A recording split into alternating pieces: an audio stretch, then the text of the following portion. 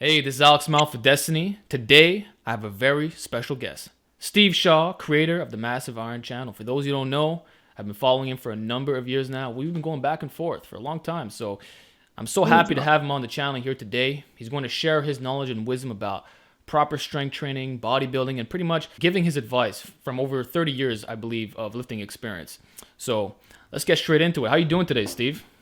Good. Thanks for having me on. I've been doing this so long. I've seen so many channels like yourself start out and then pass me up in viewers. So um, I think I remember your channel back when you had 10,000 subscribers. It's crazy how different channels grow at different rates, you know? But what I like about yours is that it's always been informative and you've always been doing your best to change lives, which is really what this is all about. Yeah, absolutely. It's always been about the people. Always will be about the people and the information. And I just keep trying to improve my delivery to make the information more digestible. So. Right. All right, then. So I'd like to start off this chat by asking you about your training background. So can you just tell us a little bit on how you got started with lifting, how long you've been doing it for, and just some of the lessons you've learned along the way? Yeah, absolutely. A lot of people view me as a power lifter, and obviously, I've spent a few years in that realm. I do coaching to this day in that realm, but I've always been a fitness guy. I've always been an exercise guy. My exercise background goes way back to when I was 13 or 14. I had the concrete weight set in my bedroom. I would do 10 by 10s with like the powerful 85 pounds. I was a runner. I was really big into fitness in my teens. I was involved with sports, but I really seriously got into lifting at the age of 18. At the age of 18, I went to a college called New Mexico Tech to study astrophysics, which doesn't really fit the meathead paradigm, but I'll let everybody process that themselves. But it was a small school, and it had a nice gym. It was well equipped with everything you needed to just crush compound movements. And oddly enough, the English professor at this school was a bodybuilder, and most times in the gym, this was back in 1986, if I didn't mention that. Most times in the gym, it was just me and him, and he would mentor me. He would teach me how to lift, and that's really when I started my real journey. In about 18 months, or about 18 to 24 months at that time, I went from a skinny 154 or 156 or whatever I was to the guy that, the stereotypical guy that is walking around and people are asking him what he's taking. So that's kind of how my journey started. 86, 88, made a lot of gains. Since then, I haven't made any. Well, I would say you have made quite a lot of gains, and you did go through a journey with the powerlifting, and you eventually got very heavy.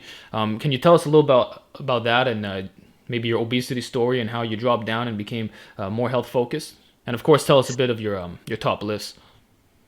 Yeah, well, I from that time, 86 or around 88, 89, I ended up going in the military, and obviously I couldn't train as consistently during that time. Got back into it, and eventually around 1997, 1998, got pretty big. I mean, I was about 260, 270, and it was like pro wrestler big. I didn't have a big gut, but I just looked like a pretty big, imposing guy, and was pretty strong back then. That was around age 30. Slowly, starting around, I think, 2007, I met a guy that introduced me to a sport called powerlifting. And he said, man, after you're done lifting, you can drink beer and eat pizza. I said, well, that sounds like a pretty good deal. I think I'll give that a try.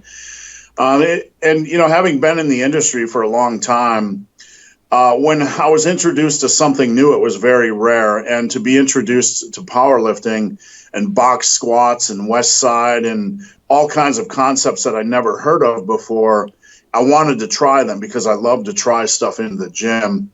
And basically from that point until like 2013, my weight slowly crept up, my strength slowly crept up. I started to compete. I started to coach others. At my peak, when I was 346 pounds, And all these lifts are on my channel for folks that are curious, because I don't hide things. I was at about 640 for a double on squats. Deadlifts was, I don't know, from like 3 to 5 inches off the ground. It was like 730 or 740 for 4 or 5, and bench was 505 with a slingshot and chain, so about a 440 raw lockout. So I was pretty close to a 2,000 pound raw total at that time. But I was also extremely unhealthy and, very, very sick. Right. So what is it that made you realize that enough was enough and it was time to get healthy and embark a brand new journey? Well, at that time, only about 80 lifters in the history of the sport had a 2,000 pound raw total. Now the sport is just crazy. There's probably double or triple that. So that was kind of like a Hall of Fame thing. And, when you get close to the Super Bowl, you're going to abuse your body to get there. And I'm talking abusing it with food. Right. So I was pushing real hard. I wanted to at least get close to a 2,000 pound total. I had a meet a week from my meet. I was sitting in a Pizza Hut and I couldn't move. I literally couldn't move. I started to get Charlie horses in every muscle from head to toe, and they wouldn't stop. It took me 15 minutes to get to the counter. I was just in severe pain. I took my daughters immediately to a movie that day, as I had promised to do. I couldn't get out of the movie seat. I thought I was going to have to call 911. Basically, what I found out was that I had fatty liver disease, to the point where my liver was not allowing substantial amount of minerals to get into my muscles. And a friend told me, he said, "Dude," and that's basically what he said, "Dude, the heart is a muscle. You're going to have a heart attack. You need to do something." So I basically got up, started eating meats, fruits, and vegetables, started running on a treadmill, broke the treadmill, but ended up losing 100 pounds. It took me like 2 years to get to 246, but I was at a sloppy 246. And then it took me a couple years to get to a muscular 246, get my muscle mass back up. It's been about 4 years now. Okay, awesome. Besides that, what are you doing these days? I'm trying to challenge myself in different ways. I wanted a chance at setting the all-time over 50 powerlifting world record, and this is the real world record, not a federation record. At the time, I'm 51 now, approaching 52. At the time, the record was about 25 pounds more than my total, so I had a reasonable chance at getting there. But again, with the way powerlifting is changing, the record's been broken like 2 or 3 times just in the past year alone, and it's a couple 100 pounds past my total now. So I've pretty much given up, powerlifting as a sport. I have a business right here that I train some folks. I do a lot of obesity work. Personally, my main focus is just on fitness. I want to see what my goal is right now, being an old ass son of a gun, is I want to show people what you can do over the age of 50. I want to be strong. I want to be fit like you've never seen. Last year I ran a trail marathon. This year I'm going to go for a 50K. It's just something you never see. You rarely ever see, and that's kind of what my goal is right now, to be as fit as possible. So I'm just kind of focusing on everything: lifting, fitness. Right. I do a lot of body weight stuff. Getting back into the running season. So do a ton of hiking just for conditioning work. And because it's good to get away from my phone. So that's kind of where I'm at right now. Awesome.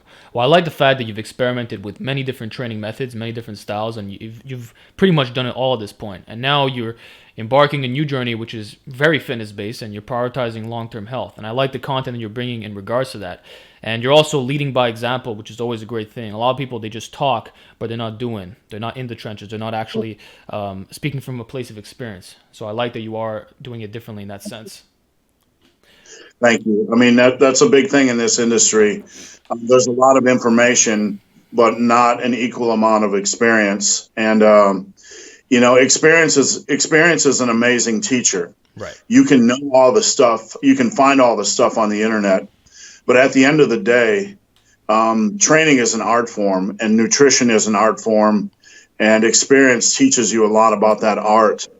And that doesn't mean that, a younger, less experienced guys don't have skills and a good skill set and a good knowledge base. It just means they have a lot of opportunity to learn and grow yet. So, Absolutely. So, in your years of lifting experience, can you tell us what some of your major breakthroughs were? Because there is a lot of misinformation out there in the online fitness community. I'm sure that you're fed up of seeing a lot of it, but what are some of the common, say, myths that you see being propagated by the general lifter? um, that's a good question. I've seen it all. I mean, I've seen it. I've seen it all. When, um, this is probably going to be controversial for some, but it It's is all what it good. is. It's fact. Um, you know, Back in my day, there was only the Weider magazines, Joe Weider's and Body Part Splits. I came in after, Arnold did a lot of he took a full body workout and basically broke it into a 6-day program, where he was doing things twice a week, 6 times a week. And um, I came in after that. I came in the Body Part Split era. And around 2007, I was like one of the first guys on the internet saying, there's something to full body workouts, assholes. I mean, there's something to it. We have to consider full body work. And at that time, I was talking about that on bodybuilding forums.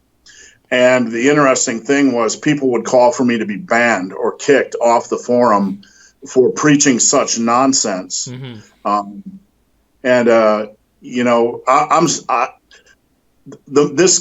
coming to a myth, and I'm coming to a point with this is that basically the myth is that now we've almost swung to the opposite side, where Right. if you don't do frequency, you're not going to make gains. And really, when we look at optimization, yes, I understand muscle protein synthesis, Hmm. but one thing that we forget along the journey is before people made the swing back to full body work, that nearly everybody made amazing progress on splits. And what does it really teach us? It teaches us the myth is that we can't make gains on splits, which is Hmm. nonsense. And the argument is always like, well, the bros aren't making gains on splits at the gyms. Well, the bros aren't making gains on full body workouts at the gym. It's just a different game. It has nothing to do with the program. But really, the point I'm trying to make is above all the information we have, the drive of the lifter is key.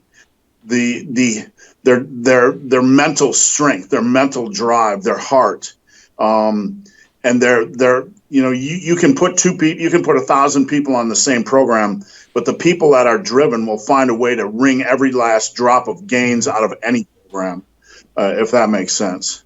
It does make sense. They put in the work after a long period of time and they've been consistent. And ultimately, that drive is what caused you to make these amazing gains long term as you become more experienced and you find out more about your own body. And I think it's interesting what you said about the splits, right? Besides muscle protein synthesis, obviously, there were naturals in the past making gains from split routines, but there were also in the old school bodybuilding days, they were making gains off full body. So, like, why do you think people are not making gains with splits besides the whole mental aspect of drive and all that? Splits kind of open a lot of room for messing around. I mean, you know how the average split goes, like Yeah. 5 sets of singles on bench press that are assisted by your buddy. After that, some pec deck. After that, some front raises. I mean, most times it's just programming. The programming's crap. Right. Um, and there's no real focus on progression, no quality structure. It really comes down to really just a bad workout strategy, in my opinion. Right. So ultimately, the focus should be on progressive overload and perhaps even using periodization strategies or whatever allows one to like seriously take their training seriously because a lot of bros is just fluff and pump and they're not doing anything to push themselves to the next level. Yeah, when I do a split, and I still like doing splits because I'm old and I like Okay. having recovery between workouts. And, I've done the full body thing, and it takes me 45 minutes to warm up before squats properly, before Okay. my first set. And, 45 minutes to warm up properly before deadlift. I don't like to live in the gym. Therefore, I don't really personally particularly care to perform frequency training at my age because of that. But when I do a split workout, I'm going in there and I ramp up to heavy bench press, single, double, or triple, and then that used to be like anywhere from 365 to 435 for my first set, and then I would drop down to 315 and do max reps, drop down to 275, do max reps, drop down to 225 and do max reps, starting to get in a lot of volume. Then I would go over and do dumbbell bench press for like 3, 4, 5 sets of 10 to 15. And by then, it's just, you've absolutely destroyed everything. You put in like 10 sets of hard work on compound movements right out of the gate. And, it's not like the average lifter in the gym is doing anything close to that. Right. And, after that, I would go do 2 to 3 sets of push-ups for max reps because I like to do body weight stuff. Occasionally, I would do guillotine presses for a couple sets. And then I'd go do close grip bench presses and skull crushers. That would be my workout. Okay. And there's no room in that workout. There's no forgiveness in that workout. It's brutal. It's challenging. It's heavy, and it is 90 minutes of balls to the walls training. And I'm no superhero. That's just how I like to train. And it's just one example of, if you're going to use splits, you need to do it wisely, and you still need to have that focus on compound movements and getting an appropriate amount of volume and all that kind of good stuff. Right. So then what do you say to the people who believe that you should say lower the volume slightly, so slightly less intense, but you're adding a bit more frequency? What are your thoughts on that? You're saying lower the volume and add more frequency? Exactly. Yeah. Yeah, I mean, most of my clients are doing that. Most of my clients don't do that type. They don't do what I do. Okay. Most of my clients, float on upper A, lower A, upper B, lower B. They rotate between upper, lower. I find that a really good program for most people because most people aren't trying to be bodybuilders or power lifters. But yeah, absolutely. I mean, there's a different way that people train. I can't expect people to train the way I train. Most people don't have the same goals I do. Most people aren't insane like I am. Most people they don't have that hunger, and that's okay. I hear you. So for those folks that, want to get to 70% of where I'm at, that's absolutely fine. I still have to train them, though, how to make those sets count, how to get the most out of what they are doing. And that's really what I focus on. Right. So less emphasis on the overall program itself, say the days, and more so on making every set count. Yeah, I mean, for beginners, I tend to try to teach them to push sets, to the limit, in a healthy way, in a way that's not going to beat them up. For late beginners to early intermediates, I kind of move to a progressional method where just the last set is like an AMRAP set, where they get in some volume, and then the last set is like the measuring stick, all out. Yeah.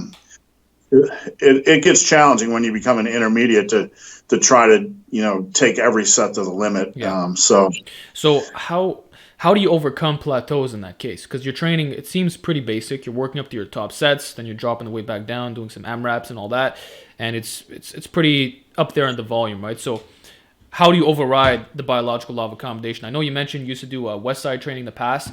Are you doing anything similar like that today? You mean for me, how I overcome plateaus? Well, let's talk about you, but then in a general sense, what would you recommend to a client who's struggling to overcome, say, a bench press plateau? They're stuck at 3 plates. Most people, the first thing I do when somebody comes to me with that vile word plateau is I make sure they are being scientific about their training. And by scientific, somebody that comes to me with a plateau usually has unreasonable expectations. Mm-hmm. So the first thing I have to do when somebody brings up the word plateau is make sure there's a legitimate plateau. Where was your bench press 4 months ago? Where was your bench press 6 months ago? And if for an intermediate, for a guy that has a 315-pound bench press, if you put 15 to 20 pounds on your bench a year, you're doing really good. Right. So first I have to establish there is a problem. And once you find out if there is a problem, then you need to analyze their training. On bench, for example, I want to make sure they're getting in a reasonable amount of volume, not just for bench, but for their chest, especially for their triceps, because the triceps can take a lot of punishment, more so than the biceps. I want to make sure their shoulder training is up to speed, because we all know everybody loves the bench press, but not a lot of people, get sexually aroused by heavy overhead press. So I assess all the variables, and look for pieces that they're missing, try to get those pieces into place, try to get some overhead press volume up, try to get them attacking their tricep strength, trying to get all those pieces in place. And then from there, I'll look at actual bench programming. You can't, bench is a little bit more forgiving than squat or than deadlift. So in my opinion, you can bench heavier nearly every week. Okay. Most people can without it beating them up. But I try to look at structure and find a way for them not just to get heavy benching in, but bench volume, because I'm a big believer in that. So there's certain steps I take when I'm analyzing a program to bust through a plateau. It's not as simple for me. It's not as simple for me just to say, I use this method or that method. I use my own method, and it's nothing I put down on paper, but I know what I do, if that makes sense. Right. So you're taking a complete approach to analyzing the individual's program. And what I like is that you said that a lot of people are unrealistic about their expectations. So they believe that they have plateaus, when in reality it's just they're experiencing slow progress because they are intermediate or advanced, which is in fact a normal occurrence. So it's not that they have any type of plateau or that they're weak. Sometimes what they're doing is just fine. It's just they got to give it a little bit more time. And I think, again, that's where the experience comes back in. Yeah, there's very, very few guys like the Lillibridges. And, I've competed on the platform with them many times. And those guys, there's very few lifters like that can have an 800-pound squat and then show up 6 months later with an 850 squat and show up a year later with a 900-pound squat. They are freaks, and there's not many people like that can do that. But, for the average folk, they need to train smart so they don't get injured, and they need to dig in for the long haul. So that's really a key when it comes to building a lot of strength. Yes. And those individuals who make tons of gains at a rapid rate, not only are they freaks of nature in the sense that they have good genetics, but they're also taking a lot of drugs. And I feel that people don't pay enough attention to that, because the drugs really do make a big difference. Well, my eyes were open getting into powerlifting, and it's not powerlifting specific, right? But bodybuilding has its own world, and the bodybuilding and powerlifting drug world are completely different, in my opinion, from what I've seen, and I'm no expert, but bodybuilding has so many other things, a reliance, you have synthol, you have cutting drugs. Powerlifting is more about volume. You know what I'm saying? It's about the drugs and the volume of drugs. And I've seen, I have people I know that have been in the same room with like a top Russian, and I'm not going to name names, but the drug protocols that some of these top powerlifters take is mind-blowing. It's suicidal. That's the only way to take it. And I'm not being critical, right? Because this is their Super Bowl and this is their life, and they can do whatever they want with it. But people have no idea how crazy the cycles are, how absolutely crazy. And to recover from that weight the amount of human growth hormone that some of these folks take, it blows my mind. It Right. absolutely does. Yeah. And a lot of them are eating in a massive surplus as well, and they're just like ultimate heavyweights, and that can't be healthy long term. But going back to natural strength training, since you touched upon this very briefly, what would you say are some good standards for, say, the big three? Because you said a 315 bench is intermediate. So then what would be advanced in that case? Well, yeah, I think I put my foot in my mouth because I also have a video saying most people will never get to a 315 bench, and that ticked off a lot of people, but Well, it's maybe true. I would say it's because of drive, though, not necessarily their genetics. And maybe that's why you Right. use intermediate instead of advanced. Yeah, I mean, absolutely drive. And, most people, let's face it, most people are never consistent.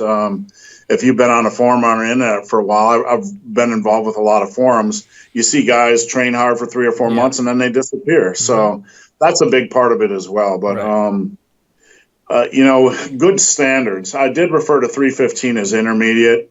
Um, and naturally, like if you take the guys that are consistent and training hard, there's no reason they can't get over 315 on bench. Strength standards, people need to. The minimum standard is 315 bench. 4 plates on squats, and a 465 dead. Because some guys are good at squats, some guys are awful at squats, some guys are good at deads, but everybody can hit that. Yeah. I believe anybody could hit that if they just girded up their testicles and didn't miss time at the gym. So those are basics. Right. And there's no excuses not to hit them unless you have a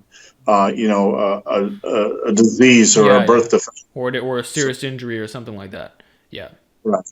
But a lot of people, even those numbers, they would say is unrealistic, which boggles my mind. I think naturals need to raise their standards for sure. And I know you made an article a while back. It was an extensive article discussing all the various standards. Yeah, but there were different Right. charts. Do you still stand by those particular numbers? Because it was written a few years ago. Yeah.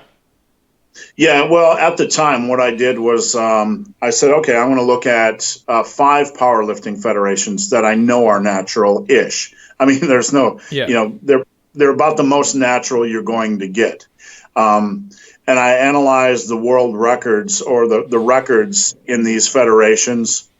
And from that, I put together, elite standards and, kind of, reverse engineered what I thought was reasonable goals. And, man, I mean, since, we've already touched on it, in the last 5 years, powerlifting has grown, and people make these articles that powerlifting's dying. Like, man, It's the opposite.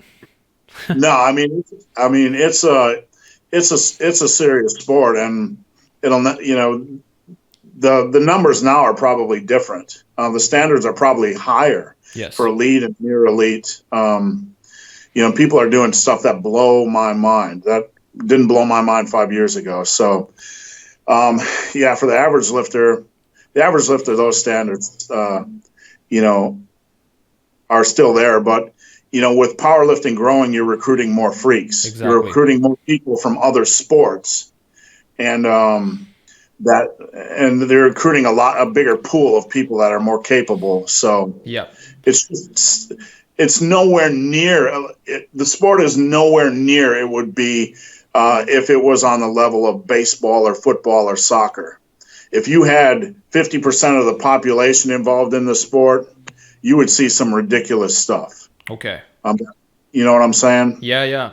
That's a good point. And you do see guys like that who are naturally strong, but they never compete in powerlifting. They're just the big guy at the gym, But I agree that if there was a larger sample size, and we're starting to see that now as the sport continues to grow, the numbers would just keep getting crazier, especially with the drugs rising as well. Right. Absolutely. And, we're constantly getting smarter with drugs as well. Yeah.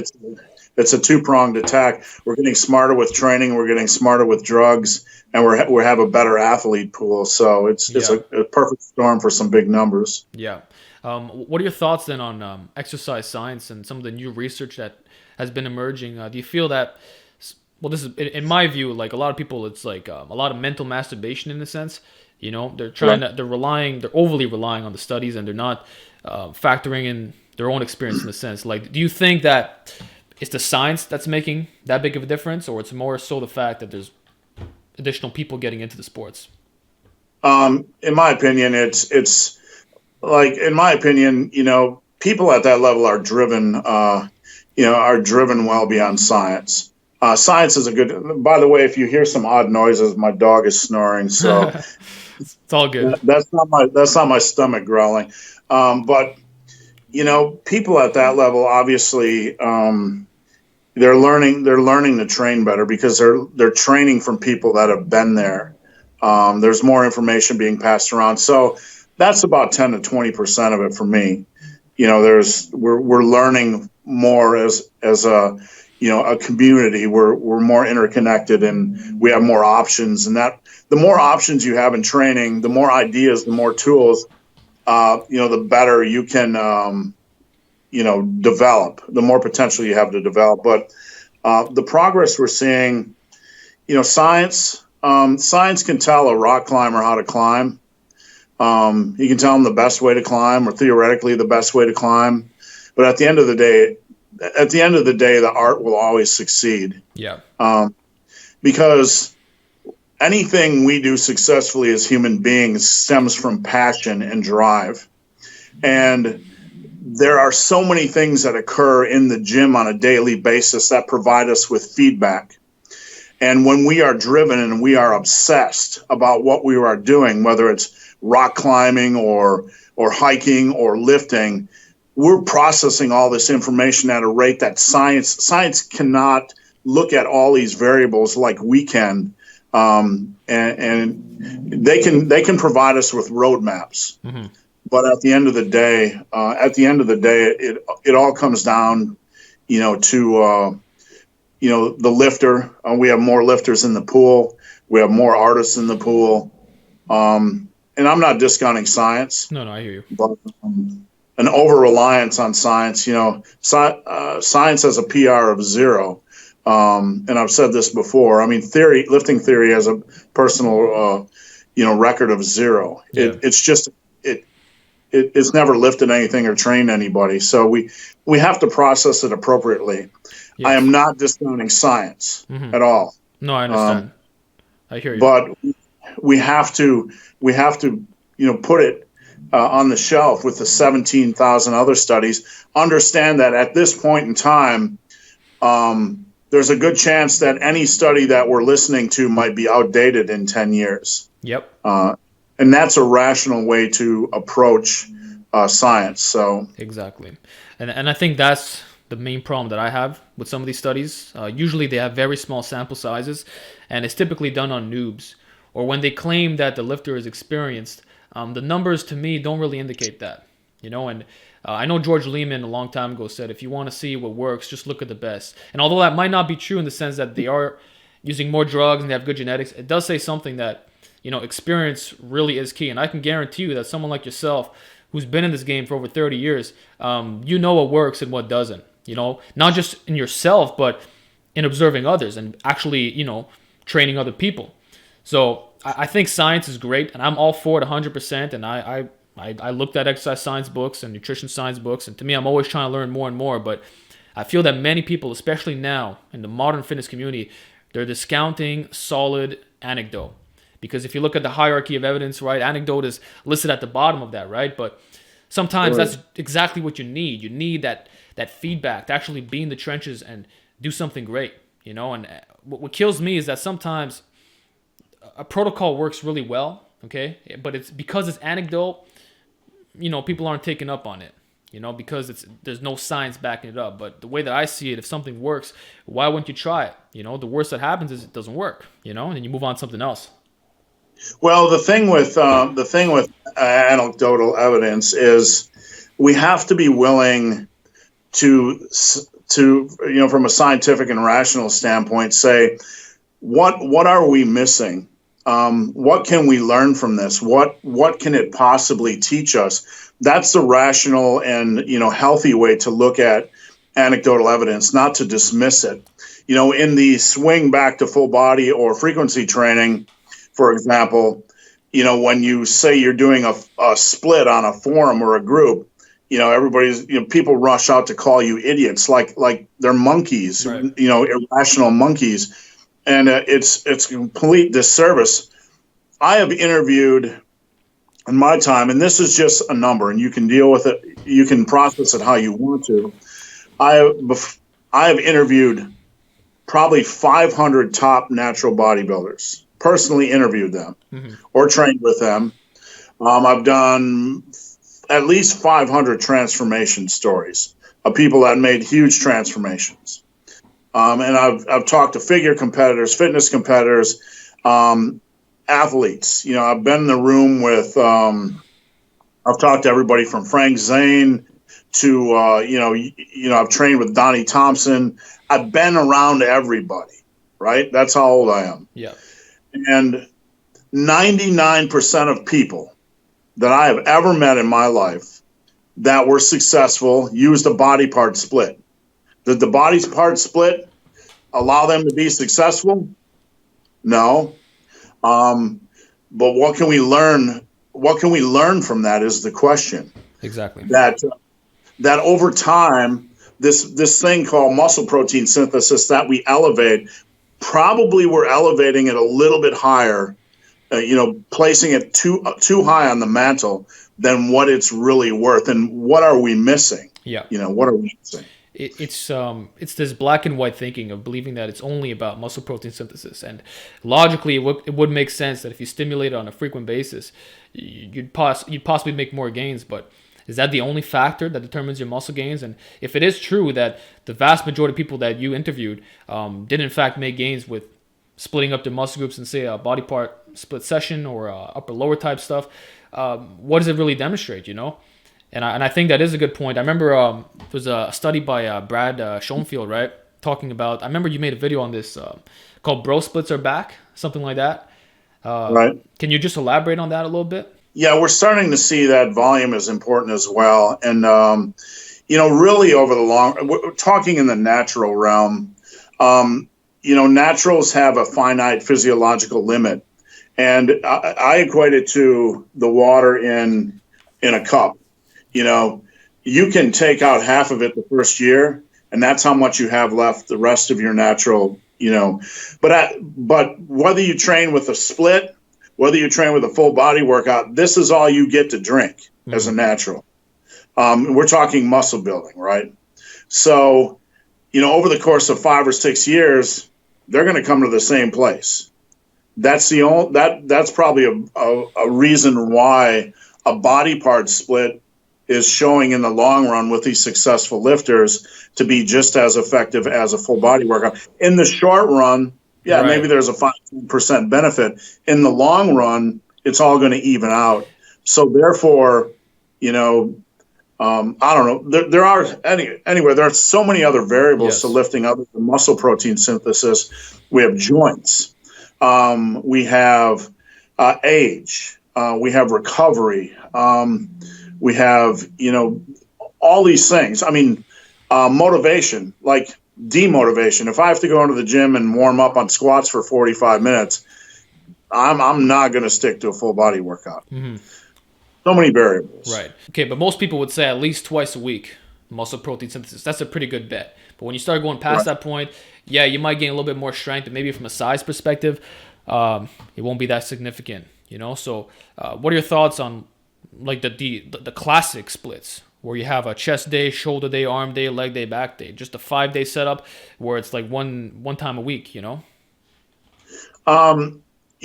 don't, the progression I use for people is for beginners. I do a full body workout until they have established a track record of making progress. Mm-hmm. And then I move them to upper lower, or my upper lower has legs and back on the same day. Okay. And chest, shoulders, and arms. Basically, that's kind of the split I use. Okay. But, at some point, when you progress rapidly in strength and you're doing everything right, you start to feel beat up. Your joints start to feel beat up. You start to feel worn down. And it is at that point, I think, where the average person needs to consider moving to a split just for recovery's sake. Okay. Because you can't go balls to the wall. Well, you can. I mean, using things like West Side, you can do anything when you structure the programming correctly, right? Right. But you know, for the average lifter who's not powerlifting, and they've built a lot of strength already, they've built a lot of muscle already, it's really easy to maintain. They don't have a lot of gains left. A split makes a lot of sense. In some ways, they can recover longer. And they don't have to beat up the movement pattern too frequently. But most people, I don't. There's very few people I move to a split when I train. Okay. The people I move to a split, I got a client named David. He hadn't touched a barbell until like 7 months ago. Mm-hmm. But I could tell he was like King Kong. Like this dude was like rocking it right out of the gate. And I'm like, I wanted to get him on a split just to see what he could do on a split because he didn't know anything. Mm-hmm. And it was kind of a scientific experiment. 7 months later, the dude lost 60 pounds, is jacked, he's got abs, he's like deadlifting 405, squatting 305 for 5. Right.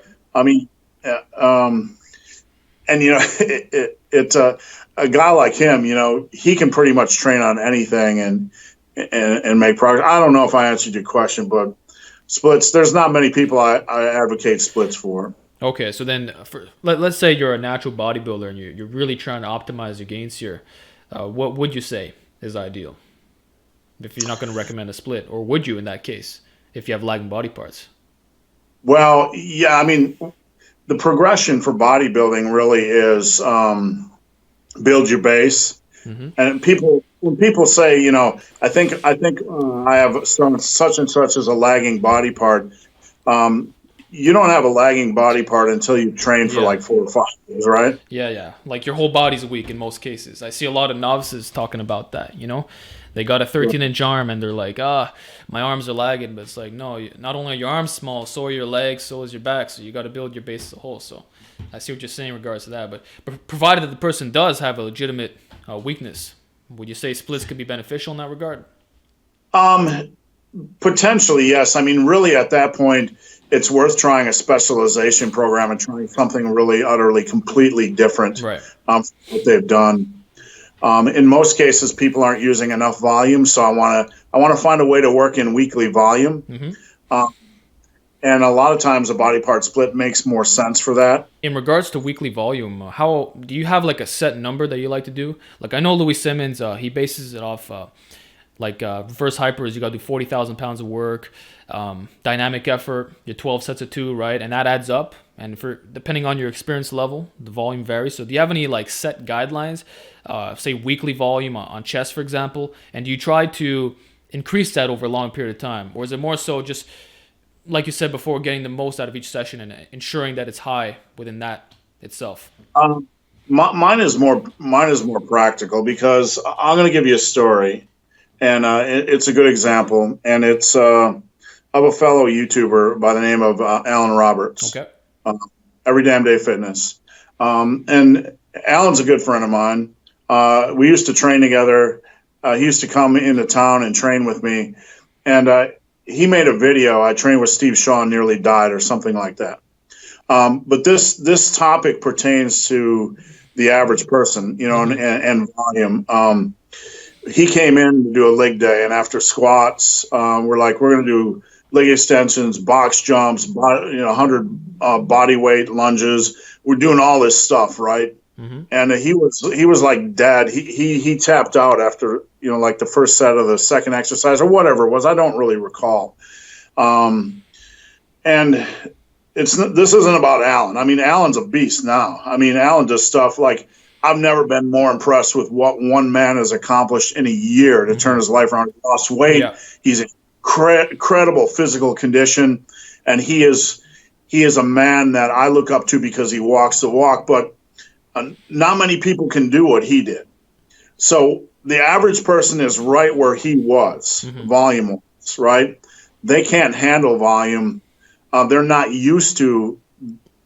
They're not used to that. So when it comes to volume, my priority is to first get them to learn how to make their sets count, make their work count. Get them structured like on squats. What's your progression approach? Let's just not sit there 3x8 on squats with 175 for the next 5 years. We need to aggressively get the squats moving, and then we need to start adding volume to back it up. So a lot of people really need a time where they're bringing up their conditioning and challenging themselves and bringing up their mental strength. So on paper, once they get to that point where they're a machine, and they can pretty much take anything you can handle. And that's kind of what we're talking about, the athletes that are working with Louis Simmons. For me, it's probably like 12 to 15 sets per body part a week of probably an average of 8 to 10 reps. Okay. And in that mix, I like to see strength work. I like to see volume work. And I also like to see rest pause work because I'm a really big fan of that. For hypertrophy, for strength endurance, for conditioning, and just because it challenges you mentally and builds big testicles. Yeah. Okay, I like it.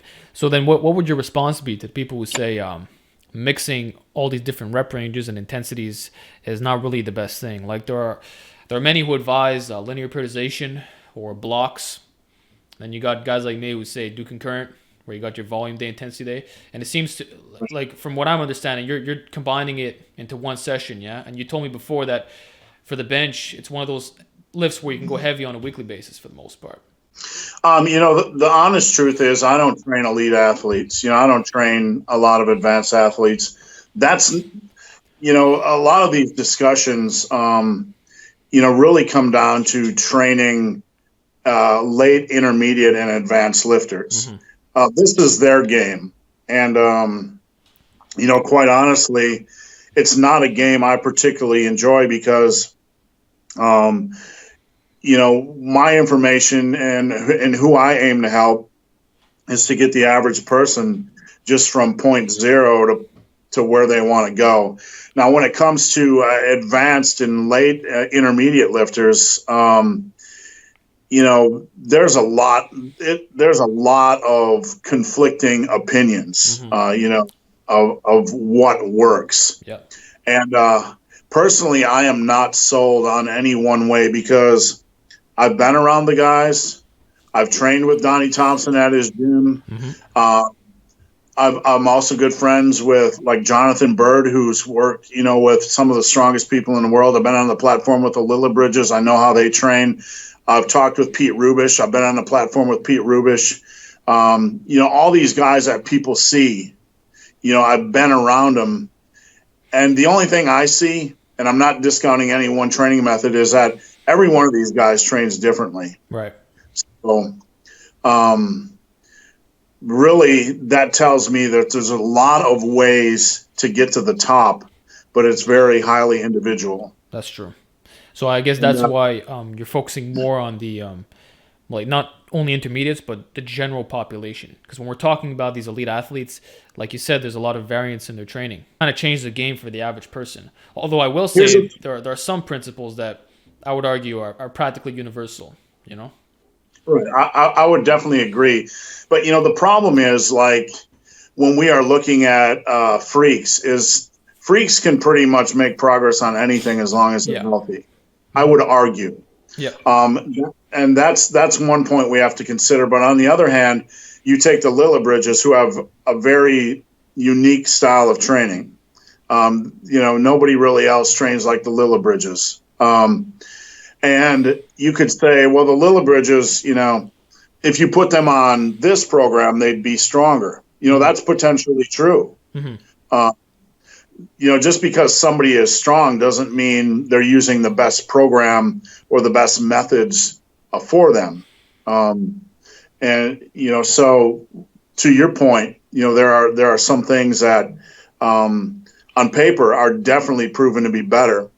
And, there's definitely some some potential there for these athletes to use that and to actually be stronger than they are now.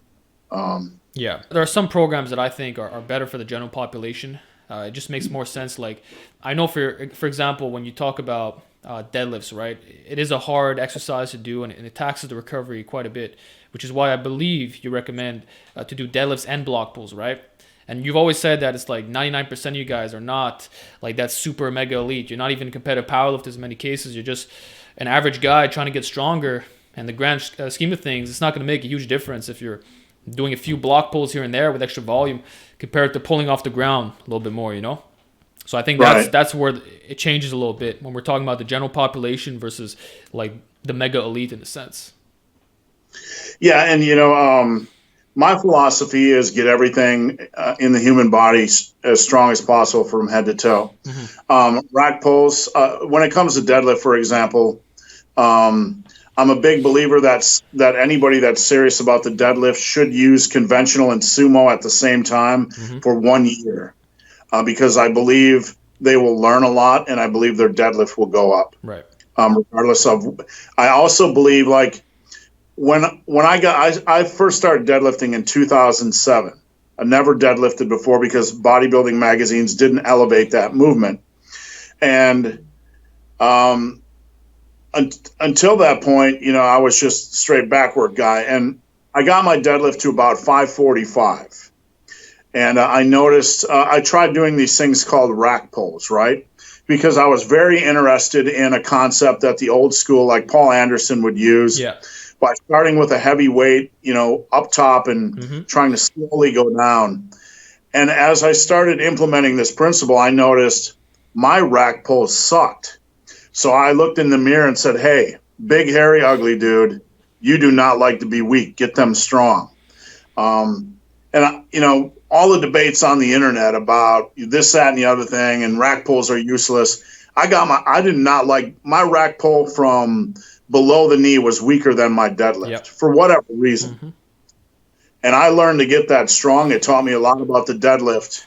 And that's really when I started cycling between floor pulls and rack pulls, that's really when my deadlift started to go up. Yeah. But I don't know. I think I just went down a rabbit hole. But well, I like it, and I definitely agree. And I like the fact that you mentioned Paul Anderson with his progressive range of motion technique, because the truth is that it does work. Absolutely it does. And I like the philosophy of getting as strong as possible and eliminating this black and white thinking. Like, I see a lot of dudes online, they're saying if you want to get a stronger deadlift, only do the conventional deadlift. Like, incorporate nothing else. Never do a deficit pull, never do a stiff-legged deadlift, never do a rack pull, never do a block pull. Hell, don't do a partial that's 2 inches above the ground, right? No, you just gotta do the classic exercise all the time. And to me, I think it's not bad advice necessarily, but it's restrictive, and it's not painting the whole picture here. And I like that your advice differs in that sense. Yeah, and I mean, you can learn a lot by trying things, and people that don't try things have a lot of opinions. And trying thing is the ultimate purifier. I never did rack pulls above the knee before, really ever. And then there's a lot of controversy about people on the internet on this box called YouTube doing rack pulls above the knee, right? And everybody's, their mangina is all, curdling because somebody did something for fucking fun in the gym, for God's sakes, and challenged themselves, and like, you guys forget where we came from. Guys lifting up a semi truck, a trailer, on their back, the hip lift or whatever the hell you call it. I mean, we're humans. We do things for fun. So anyway, I'm like, I'm just going to try this and see what I can do. And you know what I learned? That there were muscle groups in my back and in my traps that weren't strong enough to handle that, and I had to stop. Okay. I got up to like 960 pounds, and I had to stop because something in me was not strong enough. Okay. And you know what? I didn't like that. And I knew if I got those things stronger, it would probably impact something. Weakness is never good, right? Absolutely. Yeah. And can you talk a little bit more about weaknesses? Because there are some minimalists out there who don't believe in accessory work, for example. That you should only practice the big three, never do anything else. So what are your thoughts on that? And while you're at it, can you share the story? Because I know there was recently people were talking about this, right? The arms, right? What happened to you when you stopped isolating them? Yeah, somebody came along last week and said, Alex from Alpha Destiny is talking to you. Are you going to respond? And I'm like, nah, he's not, doing that. Yeah. And I watched your video, and you were talking about the story. There was, when I was really strong, I was doing a lot of frequency training, just on the big lifts. I would squat 2 to 3 times, working up to a daily heavy single. I was deadlifting twice a week, but rarely from the floor. I was benching 2 to 3 times a week, really heavy. It was a lot of heavy work, and just I'd moved away from bodybuilding, a lot of accessory work. I got very strong, but I had moved completely away from accessory work. And does that mean I was at my strongest? No, I think accessory work would have helped me be stronger. But I was so fat and out of shape that I really couldn't do it, literally. I didn't have the conditioning to do it. But in any case, over the time when I just moved to barbell exercises and no isolation exercise. And when you say isolation exercises, people, picture like pec deck and things like I'm talking about heavier stuff and challenging stuff. And my arm size, I lost an inch on my arms. And another important thing I noticed is that I started picking up a lot of strains in my brachialis. And my deadlift eccentrics started to feel really heavy. And I'm thinking, why is this occurring? I was constantly strained. I was constantly getting hamstring strains and brachialis strains, and it was, in my opinion, it was moving away from the accessory work. I was allowing some weaknesses to come back in. Yep. And accessory work is definitely needed. I definitely agree. Yeah. Size and strength.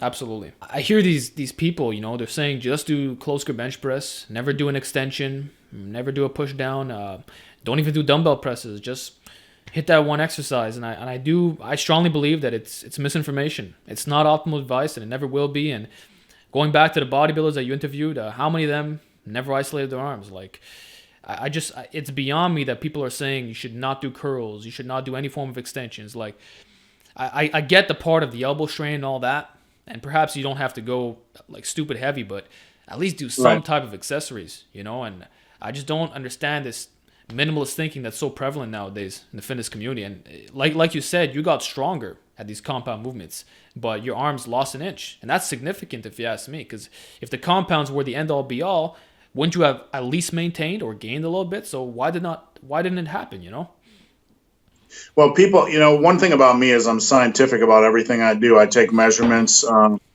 write everything down.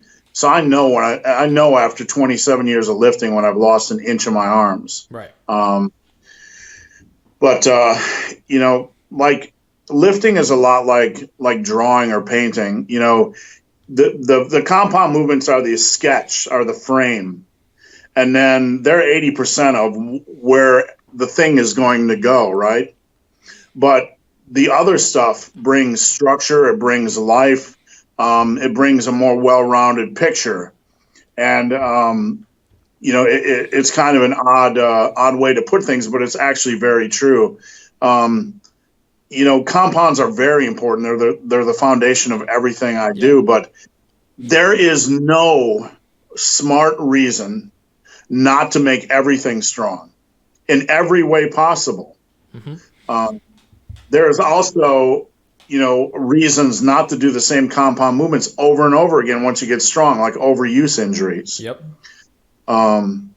And, just to me, it is foolish to just say we should only do these exercises. Yep. It's like a cult. It's like, get over yourself. Yep. I mean, seriously. Agreed 100%. So since we're on the topic of overuse, right?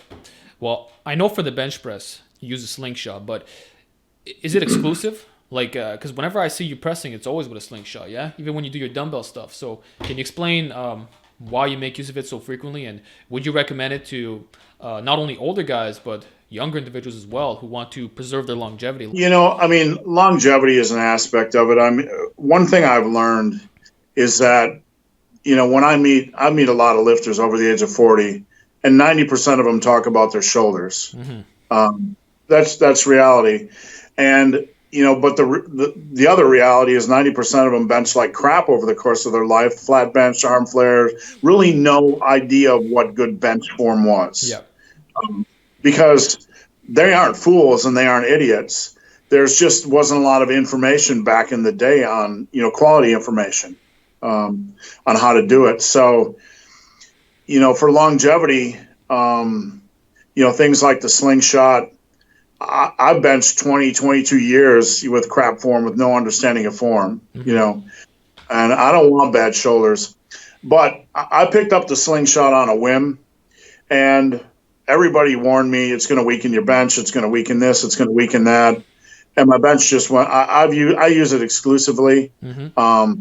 I've overloaded myself for since 2007, so 12 straight years using it about. And when I take it off, you know what? I go into competition and I smash stuff.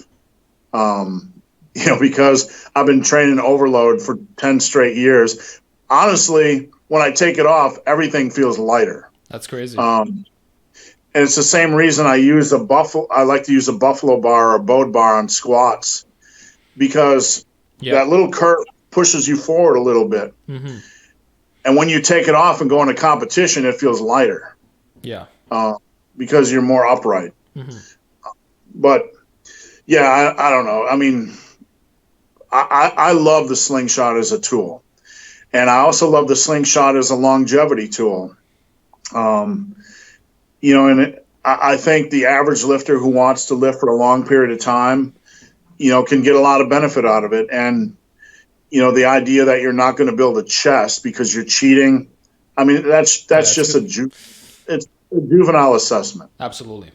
So you've maintained all your muscle mass, obviously, from using the slingshot exclusively. But would you say that you've gained even more? Like, what are the benefits of overload training?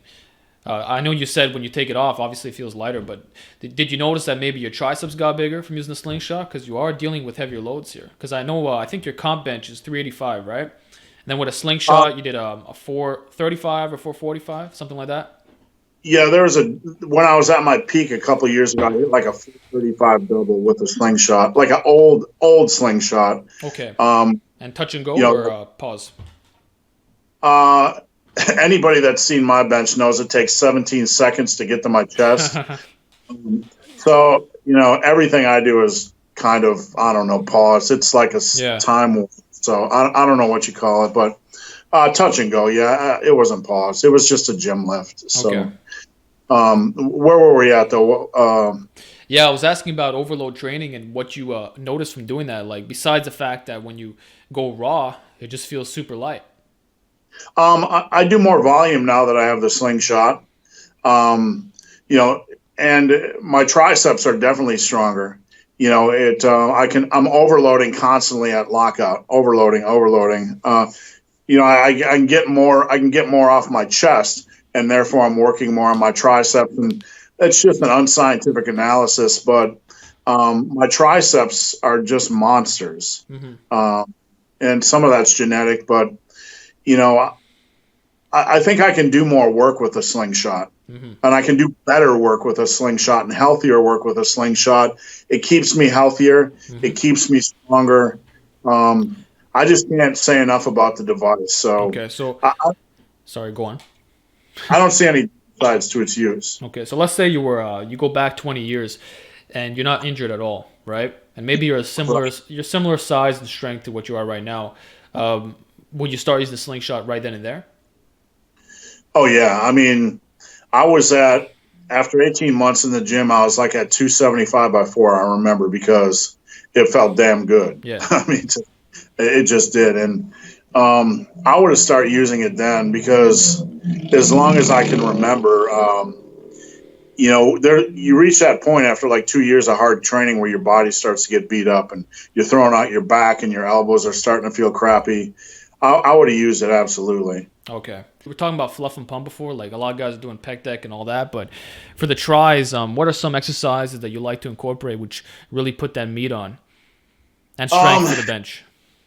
That's a really good question. And, for triceps, the cornerstone is going to be a lot of general pressing volume.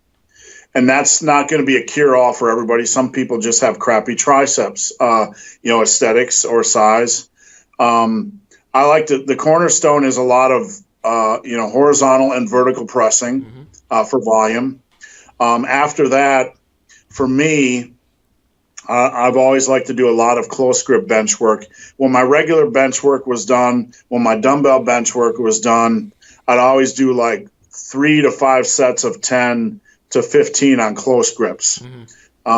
Because you can drop the weight down to like 185 or whatever and just get in a ton of volume. And cable tricep extensions, I really like getting in volume on them as my light exercise when everything else is toast. I also like to do a lot of push-ups once my triceps are toast. Skull crushers or lying tricep extensions I use, but with a caveat. I think most people go way too heavy on them and develop elbow issues. Okay. I believe they're better used as a volume exercise where you do like 3 to 5 sets of 10 to 15 reps. Something less intense, but still where you're focused on progressing. And not going super heavy. Yeah. I don't believe in going super heavy on a lot of tricep exercises because I tend to see a lot of elbow issues because of it. But, I never really messed around with a lot of other variations other than that, to be honest with you. Floor presses and things like that. I've tried everything, but really, you give me a volume of close grip bench, cable tricep extensions, skull crushers, and push-ups, and that's what I've always used. Okay, I see. That's all I've ever needed personally. Right. And do you go all the way back, like behind your head, when you're doing your extensions to hit the long head of the triceps? Yeah, absolutely. I mean, the bros in the gym, they'll be like, you got to staple your arms to your side, or just got like, that's not the way the triceps work. The triceps has a long head of the triceps. You have rotation and extension. And if you just use the extension, I think you're putting too much pressure on the tricep. You're not challenging it enough. I like to get a little bit of rotation, little rotation and extension. Okay. Same for cable tricep extensions. Okay. And for the skull crushers, on average, how heavy? Like you said, you're getting between 10 and 15 reps, but what would that equate to in actual weight? Well, for me, it was like the last exercise I would do. So I just put it on 45s on both sides, and just try to do as many sets of 10 as I could on the easy bar. Yeah. Okay. So some of them, I mean, depending on what gym you're in, they're like 15 or 25 or even 35 pounds. So, it was generally like 115 to 125, I think. I see. Okay. When guys are going like really, really heavy, say doing 5s or 6s, that's, maybe it'll work for powerlifting, but for bodybuilding, you don't really have to do that, especially if you're pre-exhausted from the cable extensions and the press downs and all that. Yeah, I mean the real heavy stuff. I could probably do 185s for 5s on that stuff. Okay.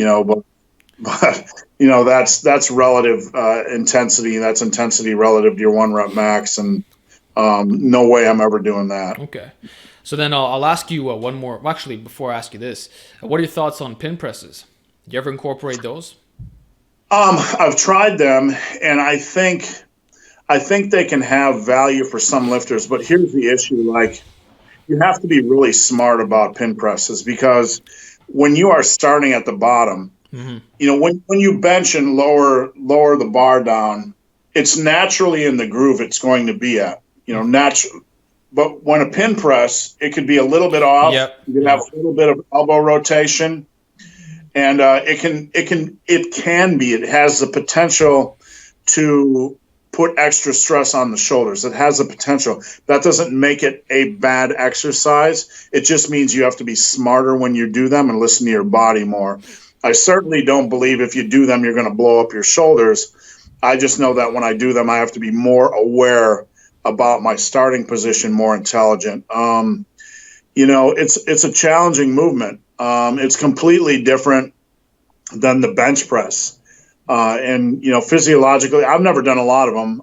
I've done my fair share of everything, but it certainly feels completely different than the bench press, and it's certainly an exercise I believe everybody should try because they will learn a lot. Looking back, if I knew now what I did, if I knew then what I know now, and I'm the 23-year-old guy, I probably would have put a year in with pin presses just to see what the heck happened. Because I put in a lot of things that I've tried. I've run for a year straight, like rest pause training. I did a year of only rest pause training.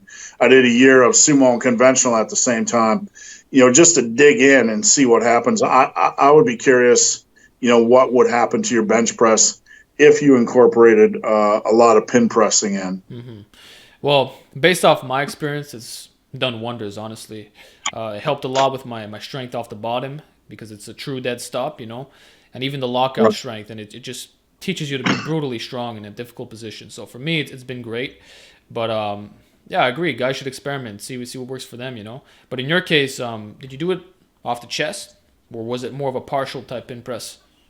I think when I did it, it was about I didn't know much about them. So I think I was working at like 2 to 3 inches off the chest. I didn't want it to be a real strong leverage position. I just wanted to be, a little bit off the chest. Okay. And honestly, some of it was just to get my big ass under the bar without having a coronary. Yeah. So I hear you. I'm gonna ask you one more question about triceps, and then I'd like to talk about different muscle groups and different compounds. So you talked about bodybuilders before. Most of them use split routines, right? So then what are your thoughts on an arm day for someone who has lagging arms? Do you think it would potentially help if you're an advanced lifter, or is it really probably not going to gain that much out of it? That's a good question. I mean, everything for me comes down to like if someone has lagging arms, there are some people that just genetically have ugly looking biceps. I have ugly looking biceps. They look like a potato when they're flexed. Yeah, that's me too. Right. There's nothing that's going to change that.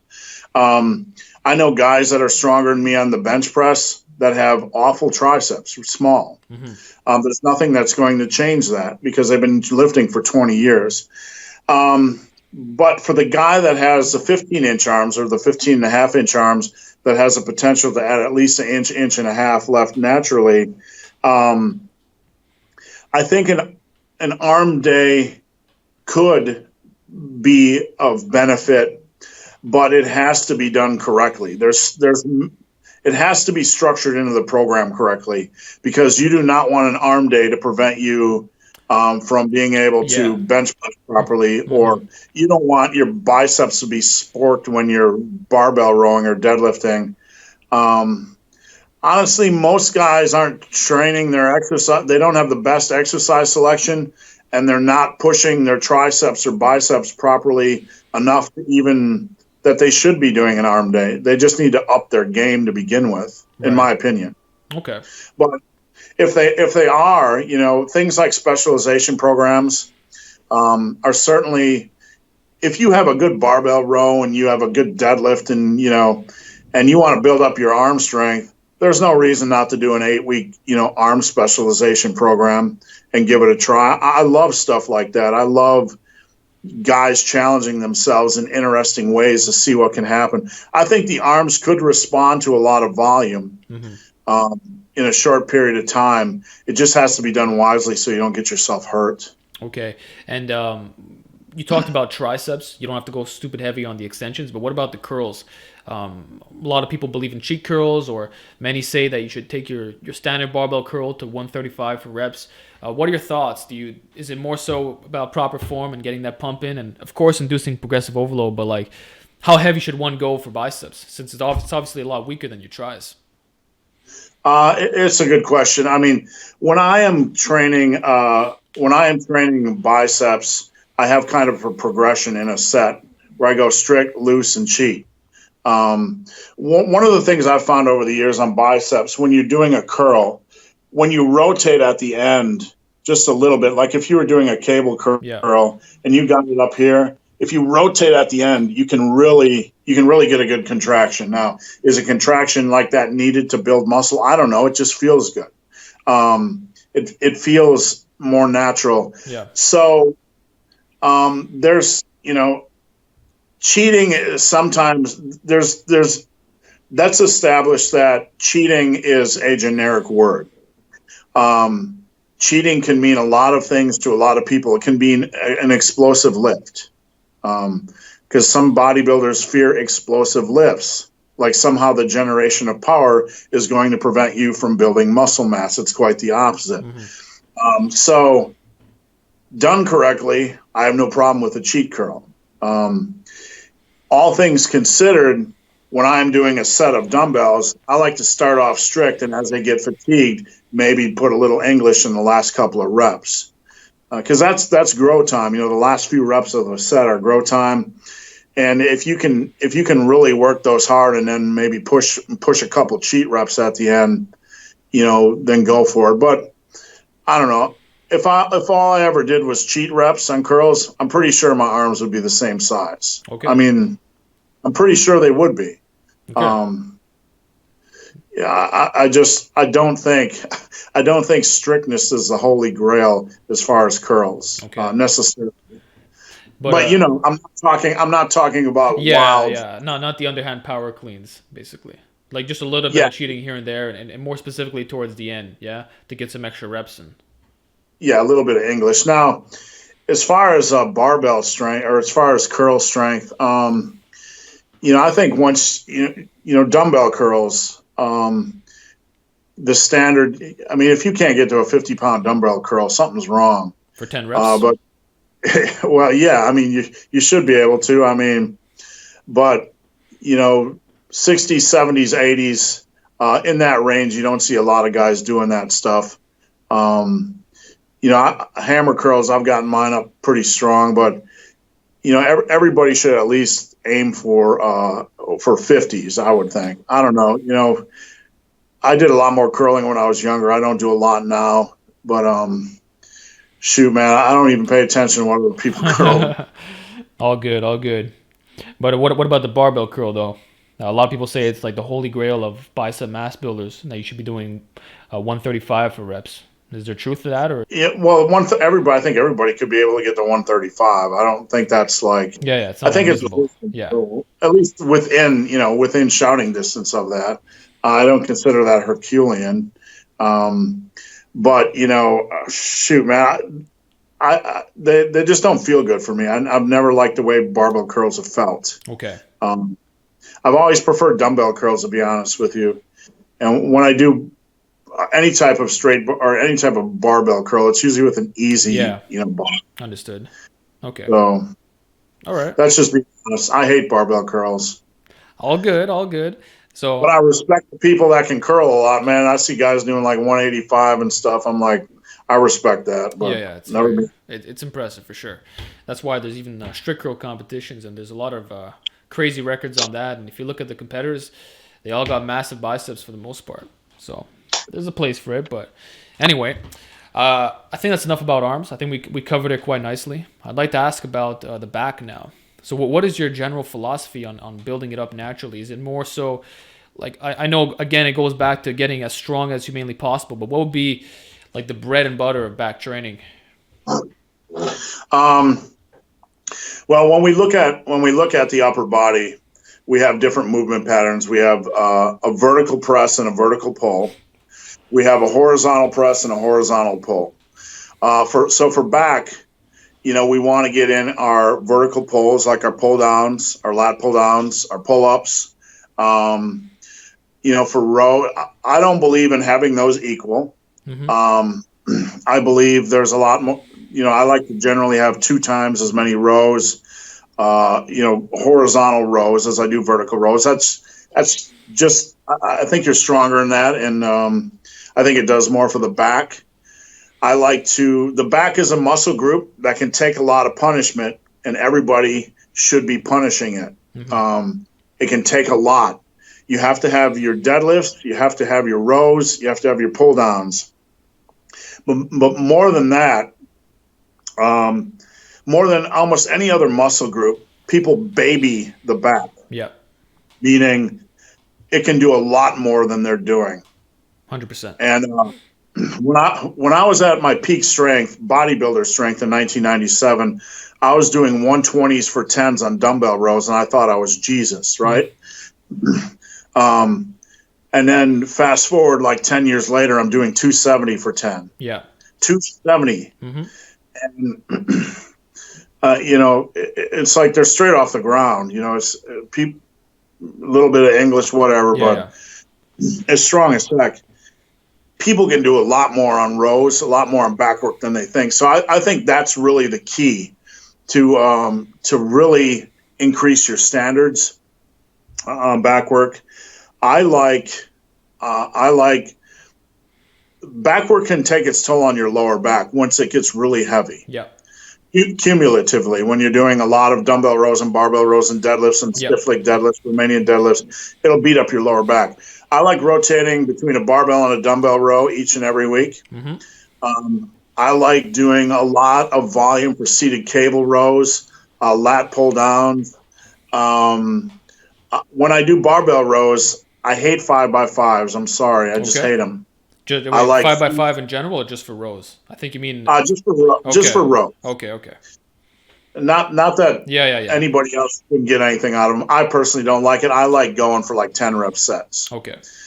I find when I do 3, 4, or 5 sets of barbell rows for 10 rep sets, I just like it better. I feel like I got my barbell row up to 405x5 or Pendley row. Okay.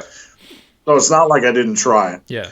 But the last couple reps, I never felt like I was getting much out of it, even though I was strong. Okay. So that's why I prefer rep work. I prefer rep work on rows. Dumbbell rows, I prefer rep work.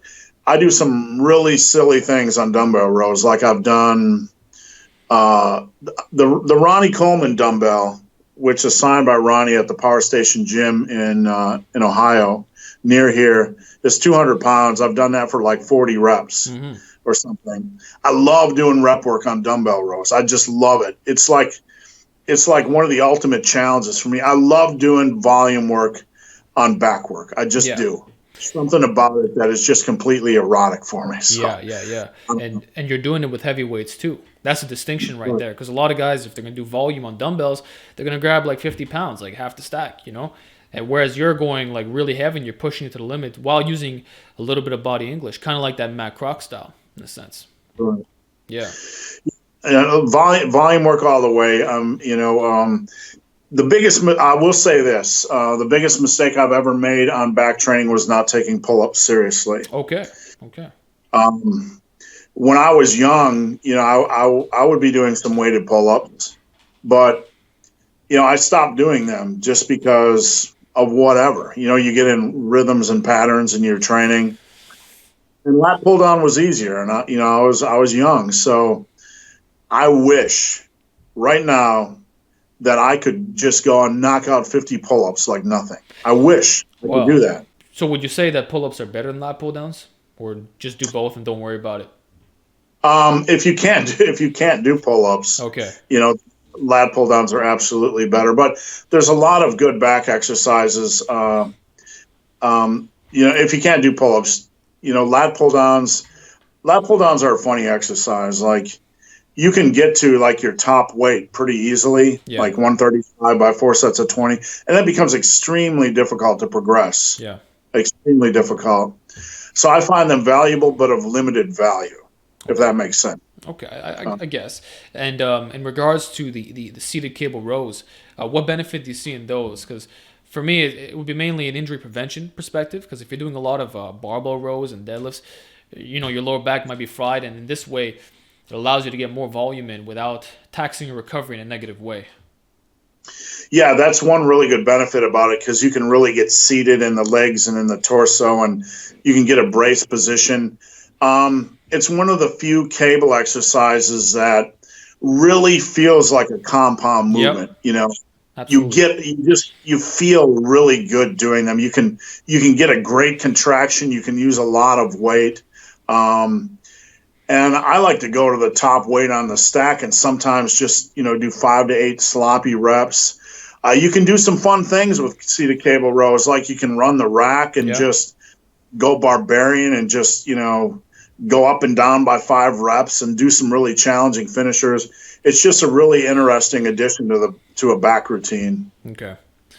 All right. So basically, the philosophy is get strong as hell on deadlifts, various types of rows. Use a little bit of English, body English if you want to, and then add a little bit of machines here and there for extra recovery and just to have a little bit of fun. Yeah. Right, absolutely. And increase your standards a Increase your lot. standards. Yes, I 100% agree. Most people are not taking their backs to their full potential, and it's amazing because like the back, even the upper traps, I would say both can take a lot of punishment. Yeah, absolutely. And you know, of all the muscle groups, you can't. There's when you go to a natural bodybuilding contest, and I've been to a few, more than a few. There's so many weak backs up Yeah. there. It's just you can tell how the folks train, and I like having a thick back. It's just something you can't beat about having this big Yeah, shield on yeah. your. It's the ultimate look. Okay, so that's enough for the back. Let's talk, and we're breaking down each muscle group. So I want to talk about the legs now. I think I know what you're gonna say, but let's hear it anyway. How do you get massive legs as a natural? Well, I will first say that my quads respond very well to squats. I will also say that a lot of people's legs don't necessarily respond well to back squats. I think one of the biggest things that powerlifting has negatively, or minimal training has negatively Yep. impacted leg development is that we stick only to squats. Hmm. Um, and legs are like back. There's a ton of exercises you can do that can challenge the legs. When I put together a powerlifting program for somebody, I make them challenge their quads, in things other than squats. Yeah. Because I believe if you have big, powerful quads, that it'll help your deadlift. That'll help, it'll obviously help your squat. Yeah. Um, I love volume on back. I love volume on legs, quads particularly. So I like to do. If you like front squats, do front squats. I hate front squats. I've done them, Hmm. but I just prefer squats. I prefer squat volume for the average person. Okay. And what would you define as squat volume? Um, Like 5 by 5. That's you said you're not a fan of that for rows, but for squats would be different. And are there other methods that you would use, like say the 20 rep squat technique? 3 by 5 to me on squats is almost a disservice to the exercise because I don't Okay. feel like it's enough volume. 5 by 5, you do 5 by 5 with a reasonable weight on squats, and you're worked. But I think for most people, I don't think most people we're in like a 3 by 5 world right now in Yeah. squats, and I don't think that's enough, to be Okay. honest with you. I would always, I always like doing my heavier squat work, but then I would drop down and do rep work. So I think there's a lot of value in rep work. Rep work on squats as well it'll change you mentally, right? It'll change who you are. It'll change your DNA. It'll build mental strength, and I like volume on squats. I see very little downside. I think that's a good addition for quad size. Hmm. If somebody has, like some guys are like, I have a hard time building leg size on squats. I don't think they're necessarily doing enough volume, to be Okay. honest with you. Yeah. Uh, and after squats, you have leg presses, you have body weight lunges or hack squats, leg extensions. You have all the exercises in the world. There's so many exercises, front squats. To do. I would do a lot of supersets of like high box jumps and leg extensions or high box squats and body weight lunges.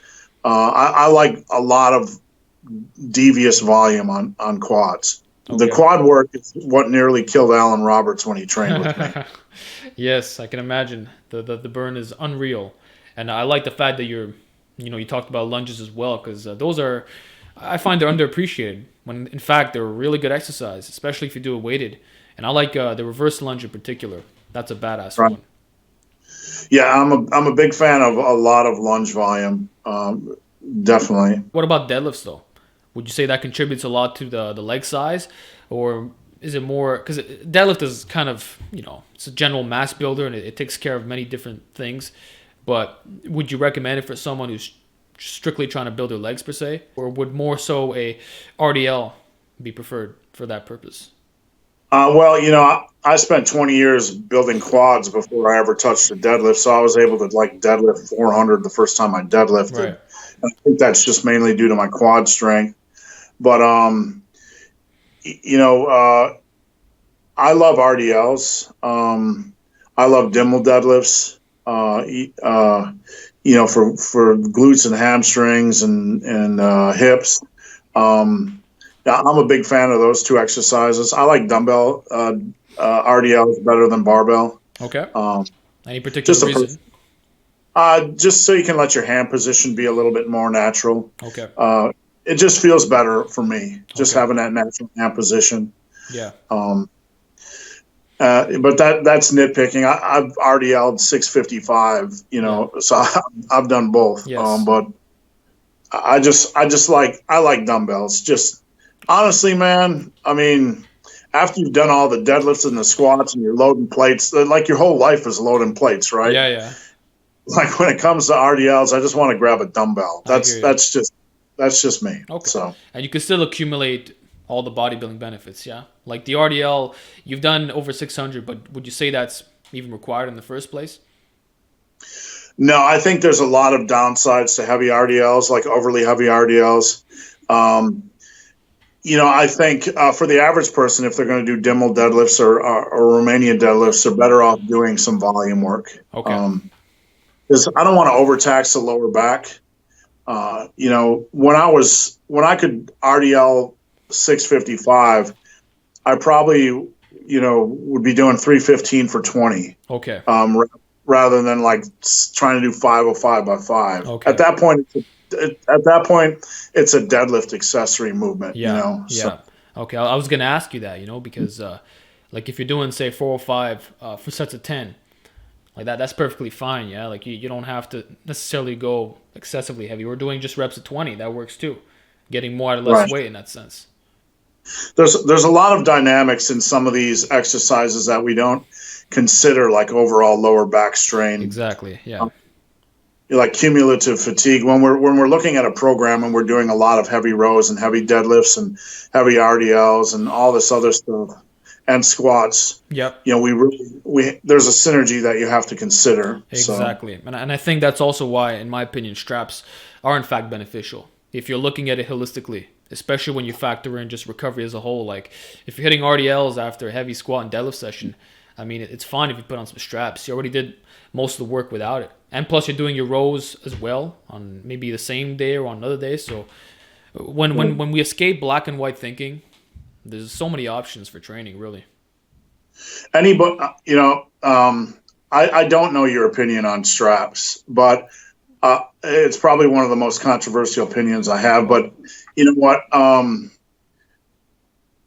One of the biggest injuries we have is elbow tendonitis, Mm-hmm.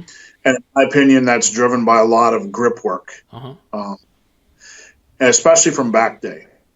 Anybody that's had elbow tendonitis knows what it feels like to dumbbell row 120 by 10 and feel like their arms being ripped off. And straps, when I train back, I train my back to get strong, not my grip. And if your grip is weak, you need to train your grip. It's absolutely backwards thinking for me to let a small muscle group hinder the progress of a large muscle group. That makes no logical sense. So I'm a big fan of straps. I also believe that I don't want my grip slipping when I'm using heavy weight, because I don't want to tweak or turn or whatever. Yes. I don't. So anyway, that's not a lot I can say on that. So. Well, I'll press you a little bit on that, right? Let's say grip is absolutely not an issue, okay? Like you have a monster grip and you have massive forearms and it's no problem. Would you still recommend the straps just for the improved recovery? Yeah, I would. And I would recommend it just for injury prevention, because elbow tendonitis for 99% of those people is going to occur. Okay. You know. So then would you recommend a basic setup of just doing double overhand until it gets very heavy, then you throw on the straps and leave it at that? Or should one use a mixed grip and go very heavy, and then once it's too much, they throw it on? Or should it just be straps all the way through? Deadlifts, I really didn't start using. There's something I found out, like something somebody passed along to me regarding deadlifts and grip strength, and it's not talked about, and I don't even really know there's a lot of science, but it changed the way that I approached using straps. I realized at some point that using straps on deadlift didn't hinder my deadlift pull at all on the platform. Right. It just made my training easier. Right.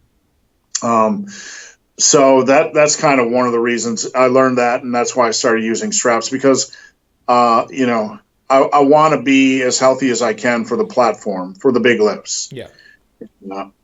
So, but I also learned.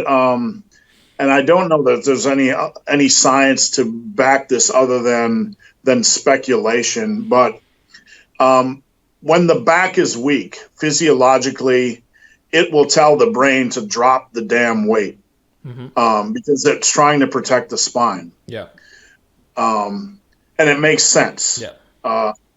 So a strong back, generally, from what I have learned, helps with grip strength. Okay. From a central nervous standpoint. So the stronger your back is, the more your brain and your grip strength is willing to hold on to the weight. Sounds a little bit bro science-y, but on the other hand, if you have a very weak back, your brain's going to signal drop. It's going to encourage you to drop that weight to protect the spine.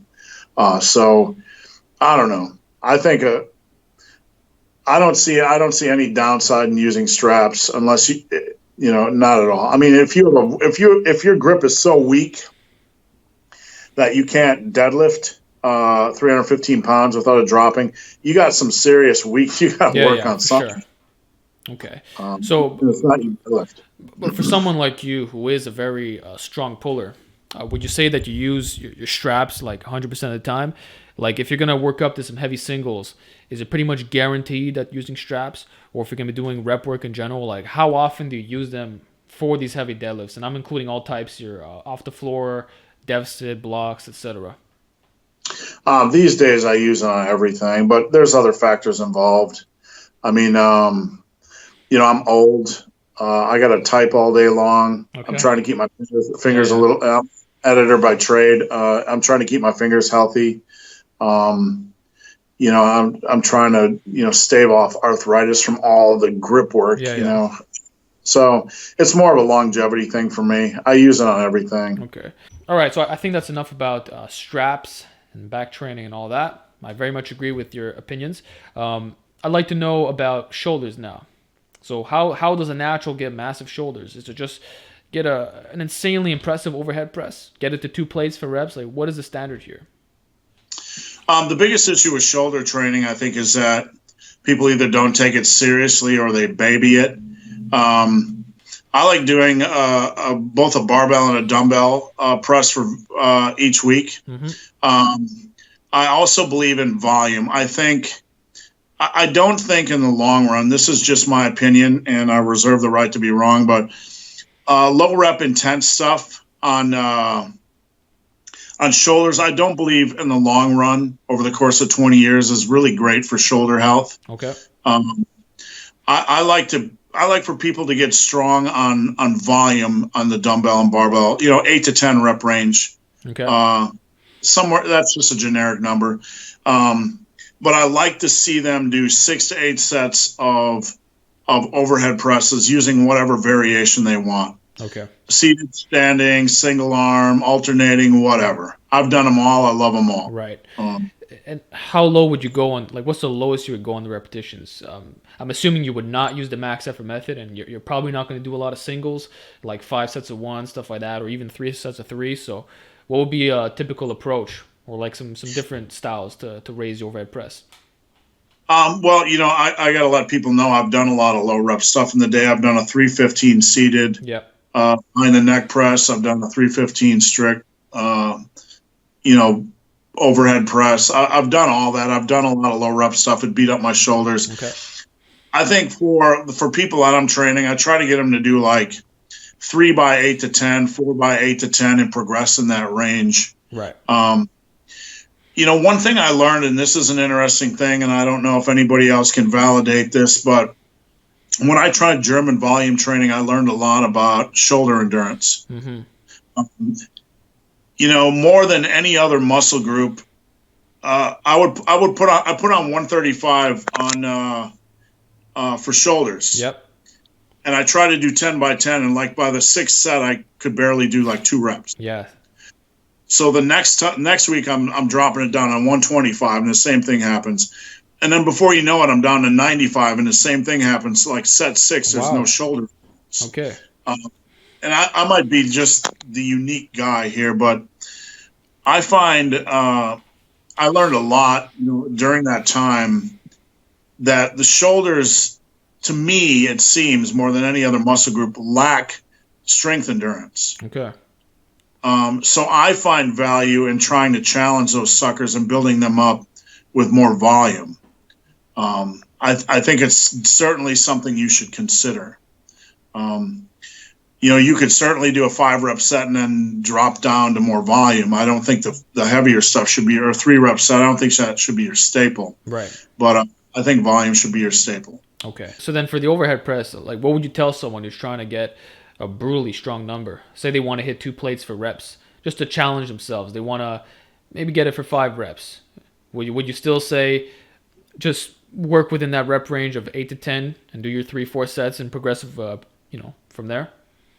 I would, absolutely. What I tell people is I tell people to take that last set and do an AMRAP, as many reps as possible. Okay. And then, say you're doing a 10 rep set, when you get to 12 on the last rep or last set, then add weight. Okay. I want them to push and push and push. People don't push enough on overhead presses. They don't challenge themselves enough. And, I think that's a good general approach for most people. Okay. And what is the overhead press variation that you feel will build the most general strength and size? Would it be the standing or the seated maybe? And do you incorporate full range of motion, or is it just slightly under the chin and that's it? So what would you personally advise here?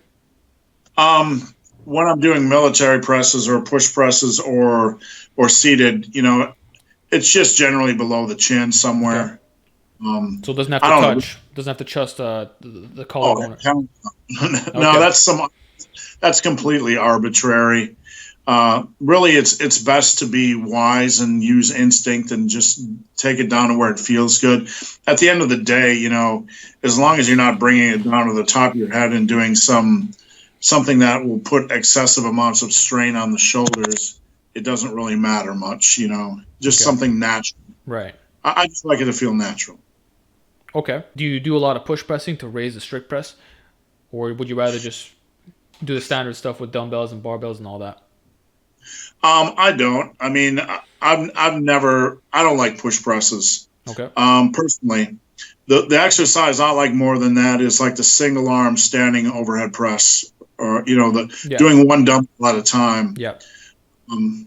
I find that man, that's a challenging exercise. Definitely. That's in the top 5. It's a very good one. It's old school too. Yeah, and if you can, I also like the standing alternating dumbbell press. Okay. Getting two dumbbells up there and just press the right, press the left, press the right, press the left. Um, it's hard as heck, but I just like doing them more. I don't really care for the push press. Okay. If someone only cared about their overhead press, would you still say that they should be benching in addition to it? Or should it be full on overhead press mode and all you're doing is a bunch of vertical presses and pushing to the limit in terms of volume on that? That's a very good question. I think overhead pressing and shoulder strength adds a lot to the bench press. Okay. But I don't think there's enough guys really. There probably is outside of our range. I'm sure Olympic lifters don't do a lot of bench pressing. Mm-hmm.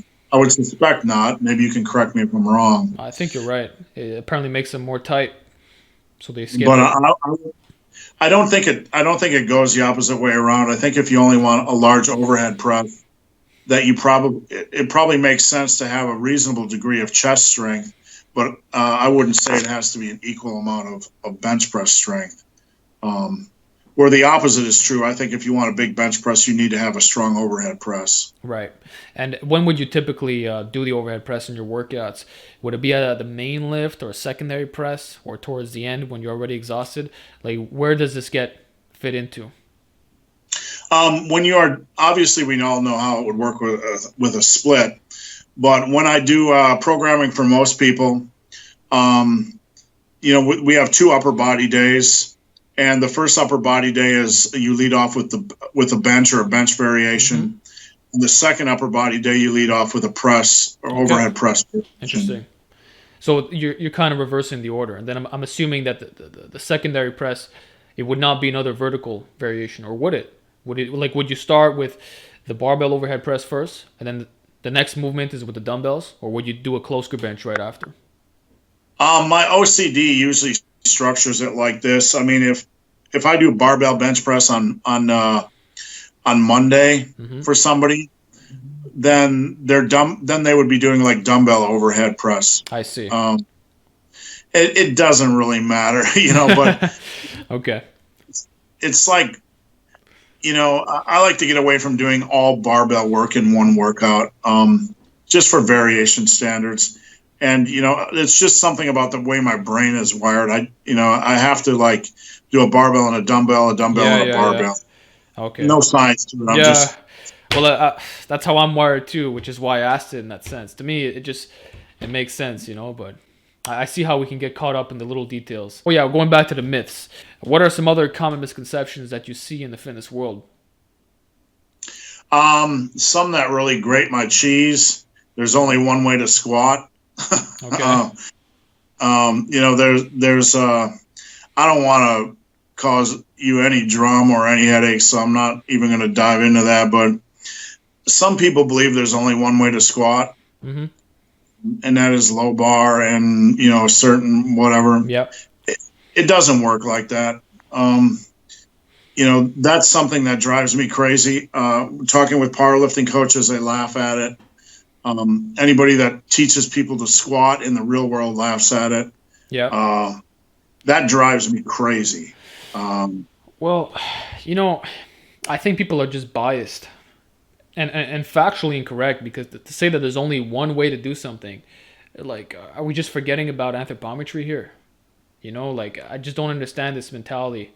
There's only one way to squat. There's only one way to deadlift. Like, we've already established that there are some people who excel at sumo, others excel at conventional.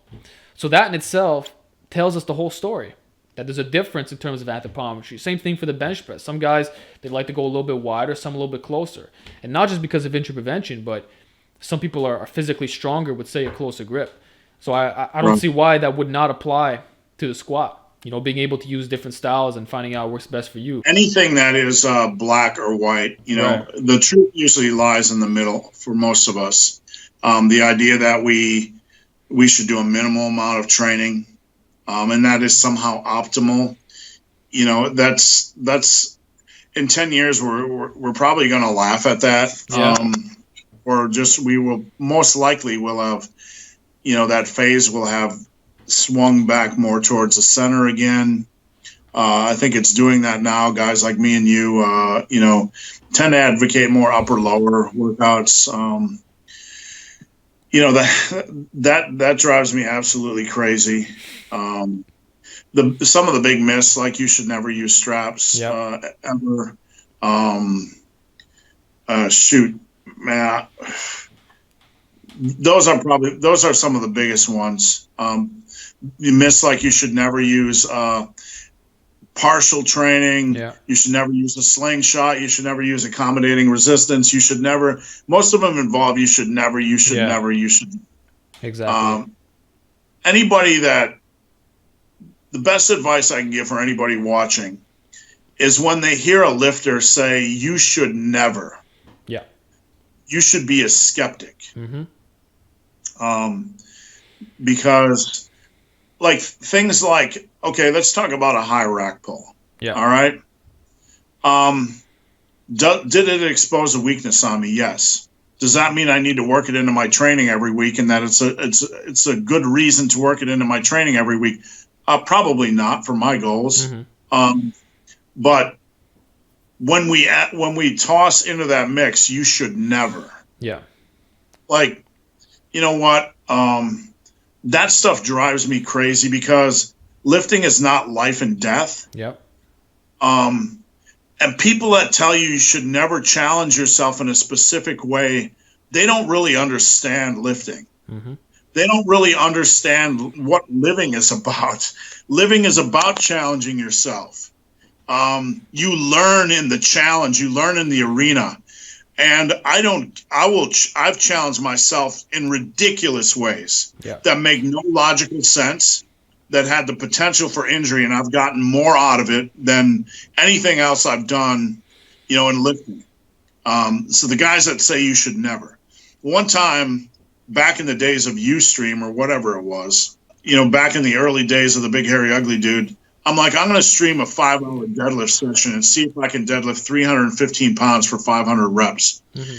And I did it, right?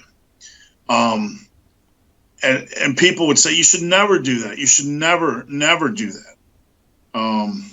So anyway, a lot of the stuff, to answer your question, that begins with you should never. Yeah. I think that's a great point. And once you charter these new waters, it's like sometimes you find something that works really well. And if you listen to everybody, all the critics who said never do that, well, you wouldn't have figured that out. And I can tell you that there's been a lot of times in my lifting career where people said never do this. And I didn't listen to them. I tried the opposite, and in fact, it worked. Like I remember years ago, everybody was bashing Westside and the conjugate system, and I just accepted it, right? But when I actually read the book by Louis Simmons, and I listened to the podcast, and I read the articles, I was like, whoa, this makes a lot of sense, and it's not adding up to what these people told me. So I started experimenting with some of the techniques, and once you know that, I got amazing results. So when people try to put you in this box, and again, it goes back to this black and white thinking, I'm really not a fan of it. I think people in the fitness community, especially the drug-free recreational lifter, they focus too much on these little details. And a great example being the fact that you only have to do pulls from the ground, never do a block pull. I don't understand thinking like that. I gotta tell you, in the journey to be the strongest, that took me to the strongest I was ever at. I never pulled from the ground. Mm-hmm. I never benched without accommodating resistance. I never squatted without accommodating resistance. In that 2-year journey, does that mean that it was the most efficient or effective methodology for me? No. Mm-hmm. Does that mean it was the only program that would have gotten me there? No. But I do know that I have trained for 33 years. And in the 2 years that I used only that training, mm-hmm. that was the biggest spurt of strength I've ever had. It was. It's just that's not an emotional analysis. That's not a biased analysis. That is the reality. Mm-hmm. I bought some damn chains, and I'm like, I'm going to see what these chains do. And my bench got up to like about 440. Yep. My deadlift was getting close to 800.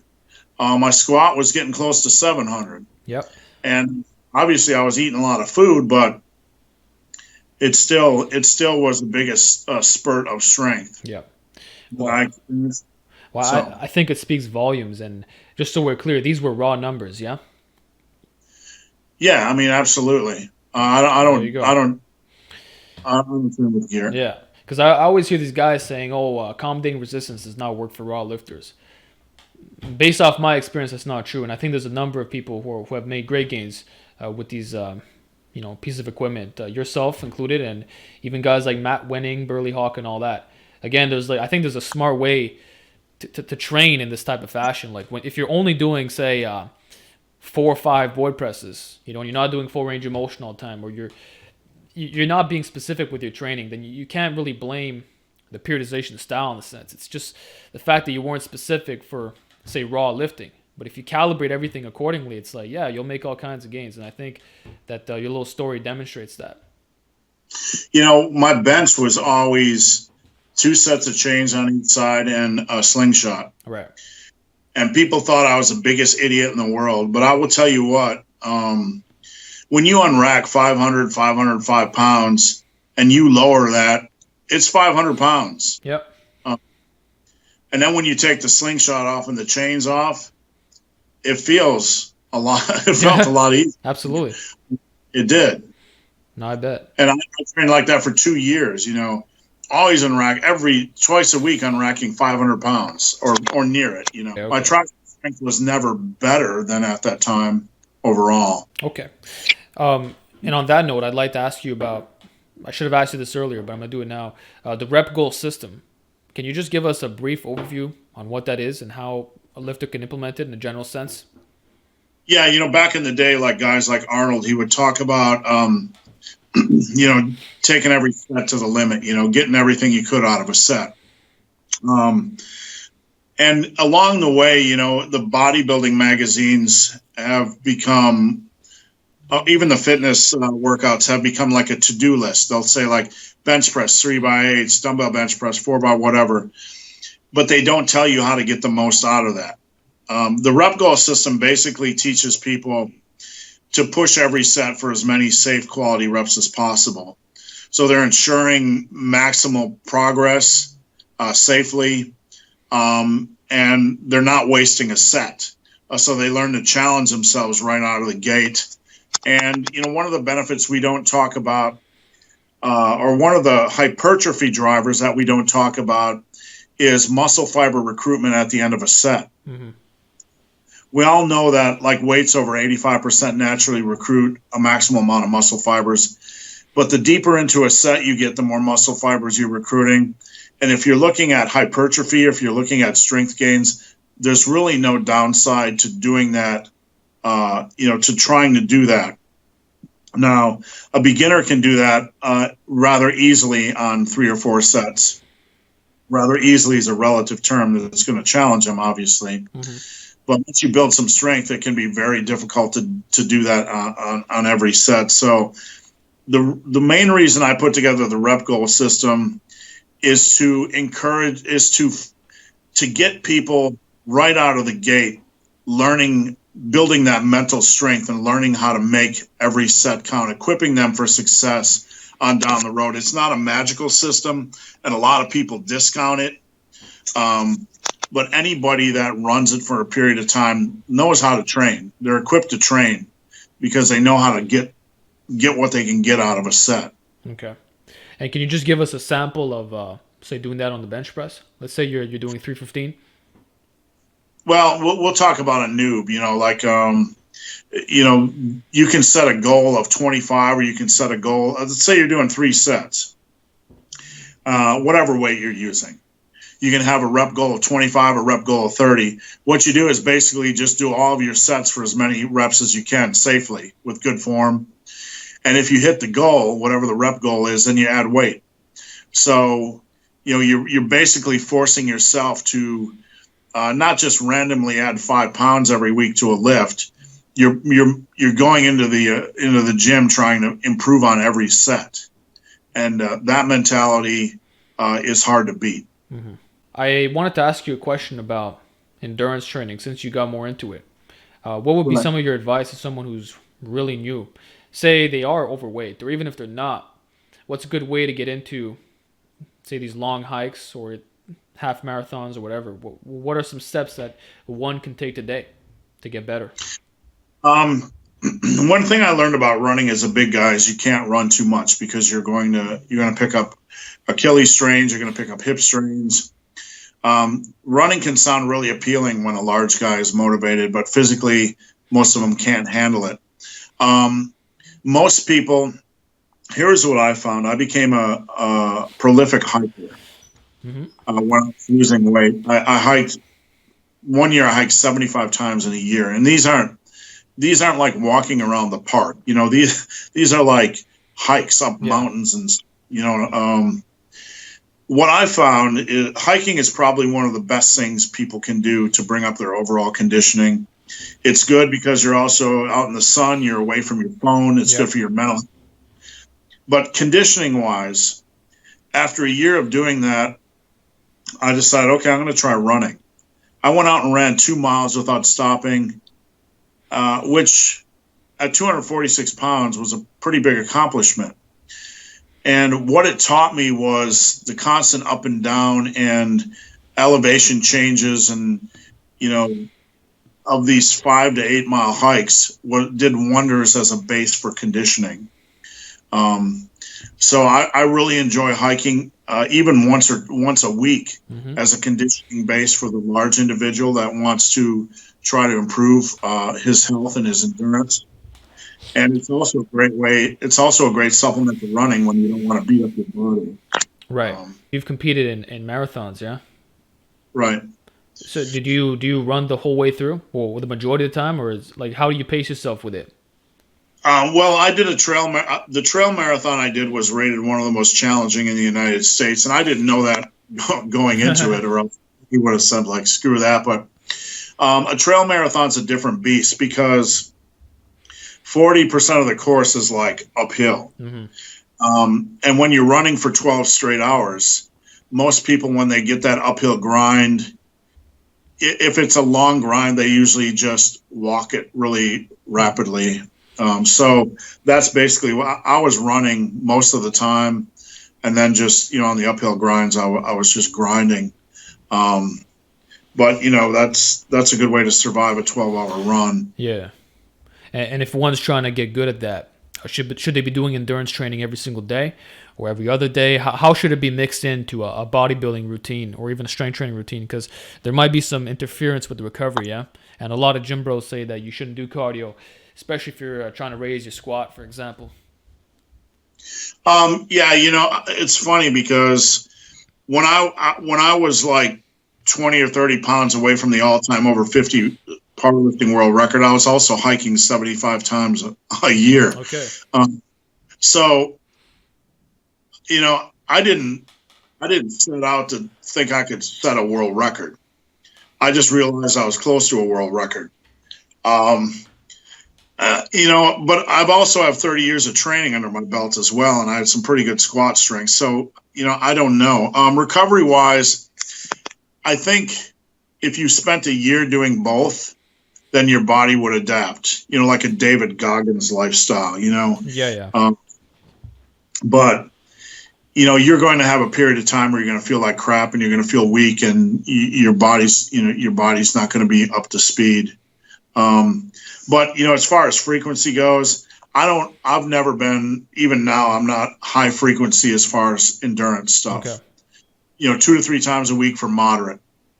Um, because honestly, if you want to do a marathon or a half marathon, a lot of that's just going to be mental strength. And you develop that lifting anyway, That's true. you know, so that's why I finished a trail marathon, not because I was a good runner, but because there's no way I would ever quit. I knew how to not quit.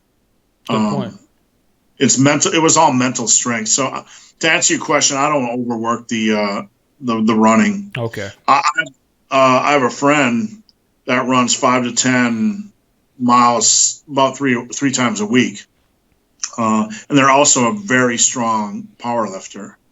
So It can be done. It just takes years and years, I believe, to adapt. Okay.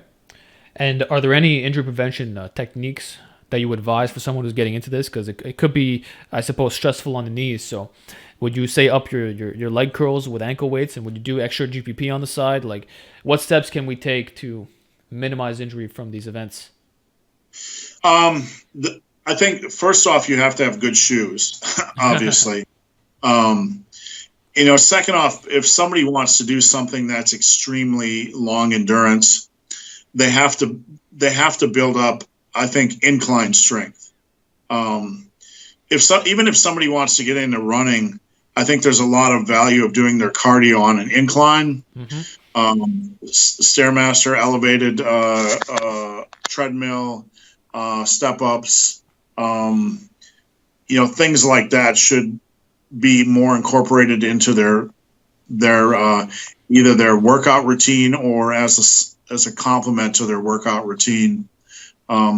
Because I think if you're very strong at elevated things, running on a flat surface feels really freaking easy. It does. Yeah.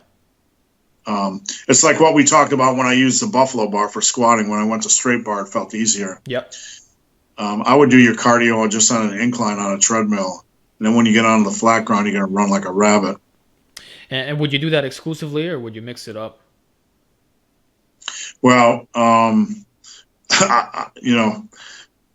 love hiking, so I'd tell everybody to mix everything up with hiking.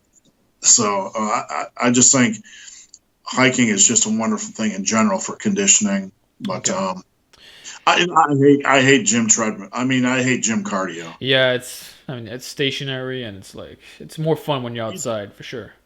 Well, these days we just do body weight stuff and calisthenics. We don't do anything like that. Actually, I wanted to ask you about calisthenics and what you think of it in terms of improving your strength training and just general athleticism. Like, where do you see it? Just doing the basics, say push-ups and pull-ups, and your little stuff like that. When I was at my strongest in the bench press, I couldn't do more than 5 push-ups. Wow. Okay. Well, I was also heavy, but the body is very unique. You can do a lot of bench press volume and still not be able to do a lot of push-up volume. I don't necessarily do it to be a stronger bench presser. I just don't like weakness in any way. So I find value in being strong with my body, like body weight squats and jump squats and push-ups. And we do a lot of TRX rows and TRX push-ups and a lot of things that are just body weight work, burpees and all that kind of stuff. I just find value in being well-rounded, strong. Yeah. And is it like a military style where you're pushing yourself to the limit, or it's just little stuff that you do on the side? We do circuit stuff after we're done with the resistance training. Like right now, I'm kind of in a rebuilding stage. I was sick for a couple months, and I'm doing like 10 by 10s on my compound movements, trying to build up some endurance. And I'm doing basically trying to get 200 reps of resistance training in each workout to build up my conditioning and my strength again. But at the end of that, we do a circuit of generally 3 body weight exercises, different ones, whatever we feel like on a given day, to keep it fresh. And it's much better than doing cardio. It's just much better. I see. Okay, so with that in mind, what are some of your upcoming goals, say, for this year and just in general in the future? We have in July, I'll be back out on the same trail marathon, and I'll be attempting to do 50K. Last time I just did a marathon. And physique-wise, I want to get to 210 for longevity. Yeah. Not to get shredded, but I want to become something that people rarely see. At 52, I want to be incredibly strong and do things like be able to run a trail marathon at the same time. Yep. There's a balance as far as body weight. Not just that, but we did the Sitfu workouts, World Semper 5 Fund. Yeah. And I crushed I crushed those 6 hours. I just absolutely destroyed them. And that, I'm not trying to pat myself on the back, but it's like it put a fire under me. Like, at age 50, I can do all these things. I can Yep. be all these things at the same time. So I guess my goal right now is to see if I can be all these things. That you have the discipline, you have the willpower, and just the way that your mindset works. I think you're capable of a lot, and I have no doubt that you'll succeed in achieving your goals. Thank you. Yeah. So I want to ask you then, where do you see the fitness community in the next 5 years? And where do you see yourself in this journey? The fitness community is moving to a healthier spot where it's less bodybuilding centric and nonsense centric. We went through, phases, where everybody was on CrossFit, but we're coming to an equalization point where the old school guys, Yeah. the guys that could do feats of strength, but were also, they had balance. They could do handstand push-ups, and they were much more than strong. I think that's where we're going to, and it's a good place. Yeah. I think it's a great place, actually. Because again, it's this creative expression, and we're no longer stifling ourselves and being in these boxes. I like the fact that people are prioritizing their health for one, which is the most important thing, in addition to general athleticism and just being big and strong and being an ultimate badass on all levels. And so just having these labels. Yeah, this goes to this is a big point, and I don't want people to miss this. Smashing boxes, smashing paradigms, people that tell you not to do things. That's where we find out what we can do and what's possible, and we create new things when we smash boxes. And I know you occasionally receive criticism for the things you do, and people ask me all the time, what do you think about what he does? And he's, you're out there, you're doing your thing, you're smashing boxes, you're doing things that aren't conventional, you're working outside of the box. I am, in a sense, as well. And that's really a healthy place to be. That's an extremely healthy place to be. Some of it doesn't make sense. Some of it might be reckless. Some of it might be useless. But, we've been in this bodybuilding box forever, where everything is bodybuilding centric, and it's just not focused on health. Yeah. And now we're in a world where people are doing CrossFit and calisthenics and Olympic lifting, and they have the freedom to it's opening doors. And really, when you open doors, when you're creating freedom, physical freedom. Physical freedom is healthy. People ask me what fitness is. Fitness is physical freedom, the ability to get up any day and do whatever the hell you want to do. Whether you want to put the bed of a tractor trailer on your back and lift it and then go run a frickin' marathon. And the people that laugh at that, they don't get it. Yeah. They don't get it. I hear you. Well, I think that's an excellent message, and I want to ask you one final question, which is, what is your ultimate message for the average viewer watching this video right now? Like, what advice can you give, which would be the most impactful? No matter what you do, no matter what your goals are, the way to exceed all expectations is to get up and take the next step. Just to be relentless to take that next step. I did not become strong by any magic secrets other than never quitting. I did not run a trail marathon because I'm a wonderful runner. I just never quit. I did not lose 100 pounds by any magical secrets. I just never quit. You have to keep your head down, and you have to take that next step. And when you fail, you just continue to take that next step.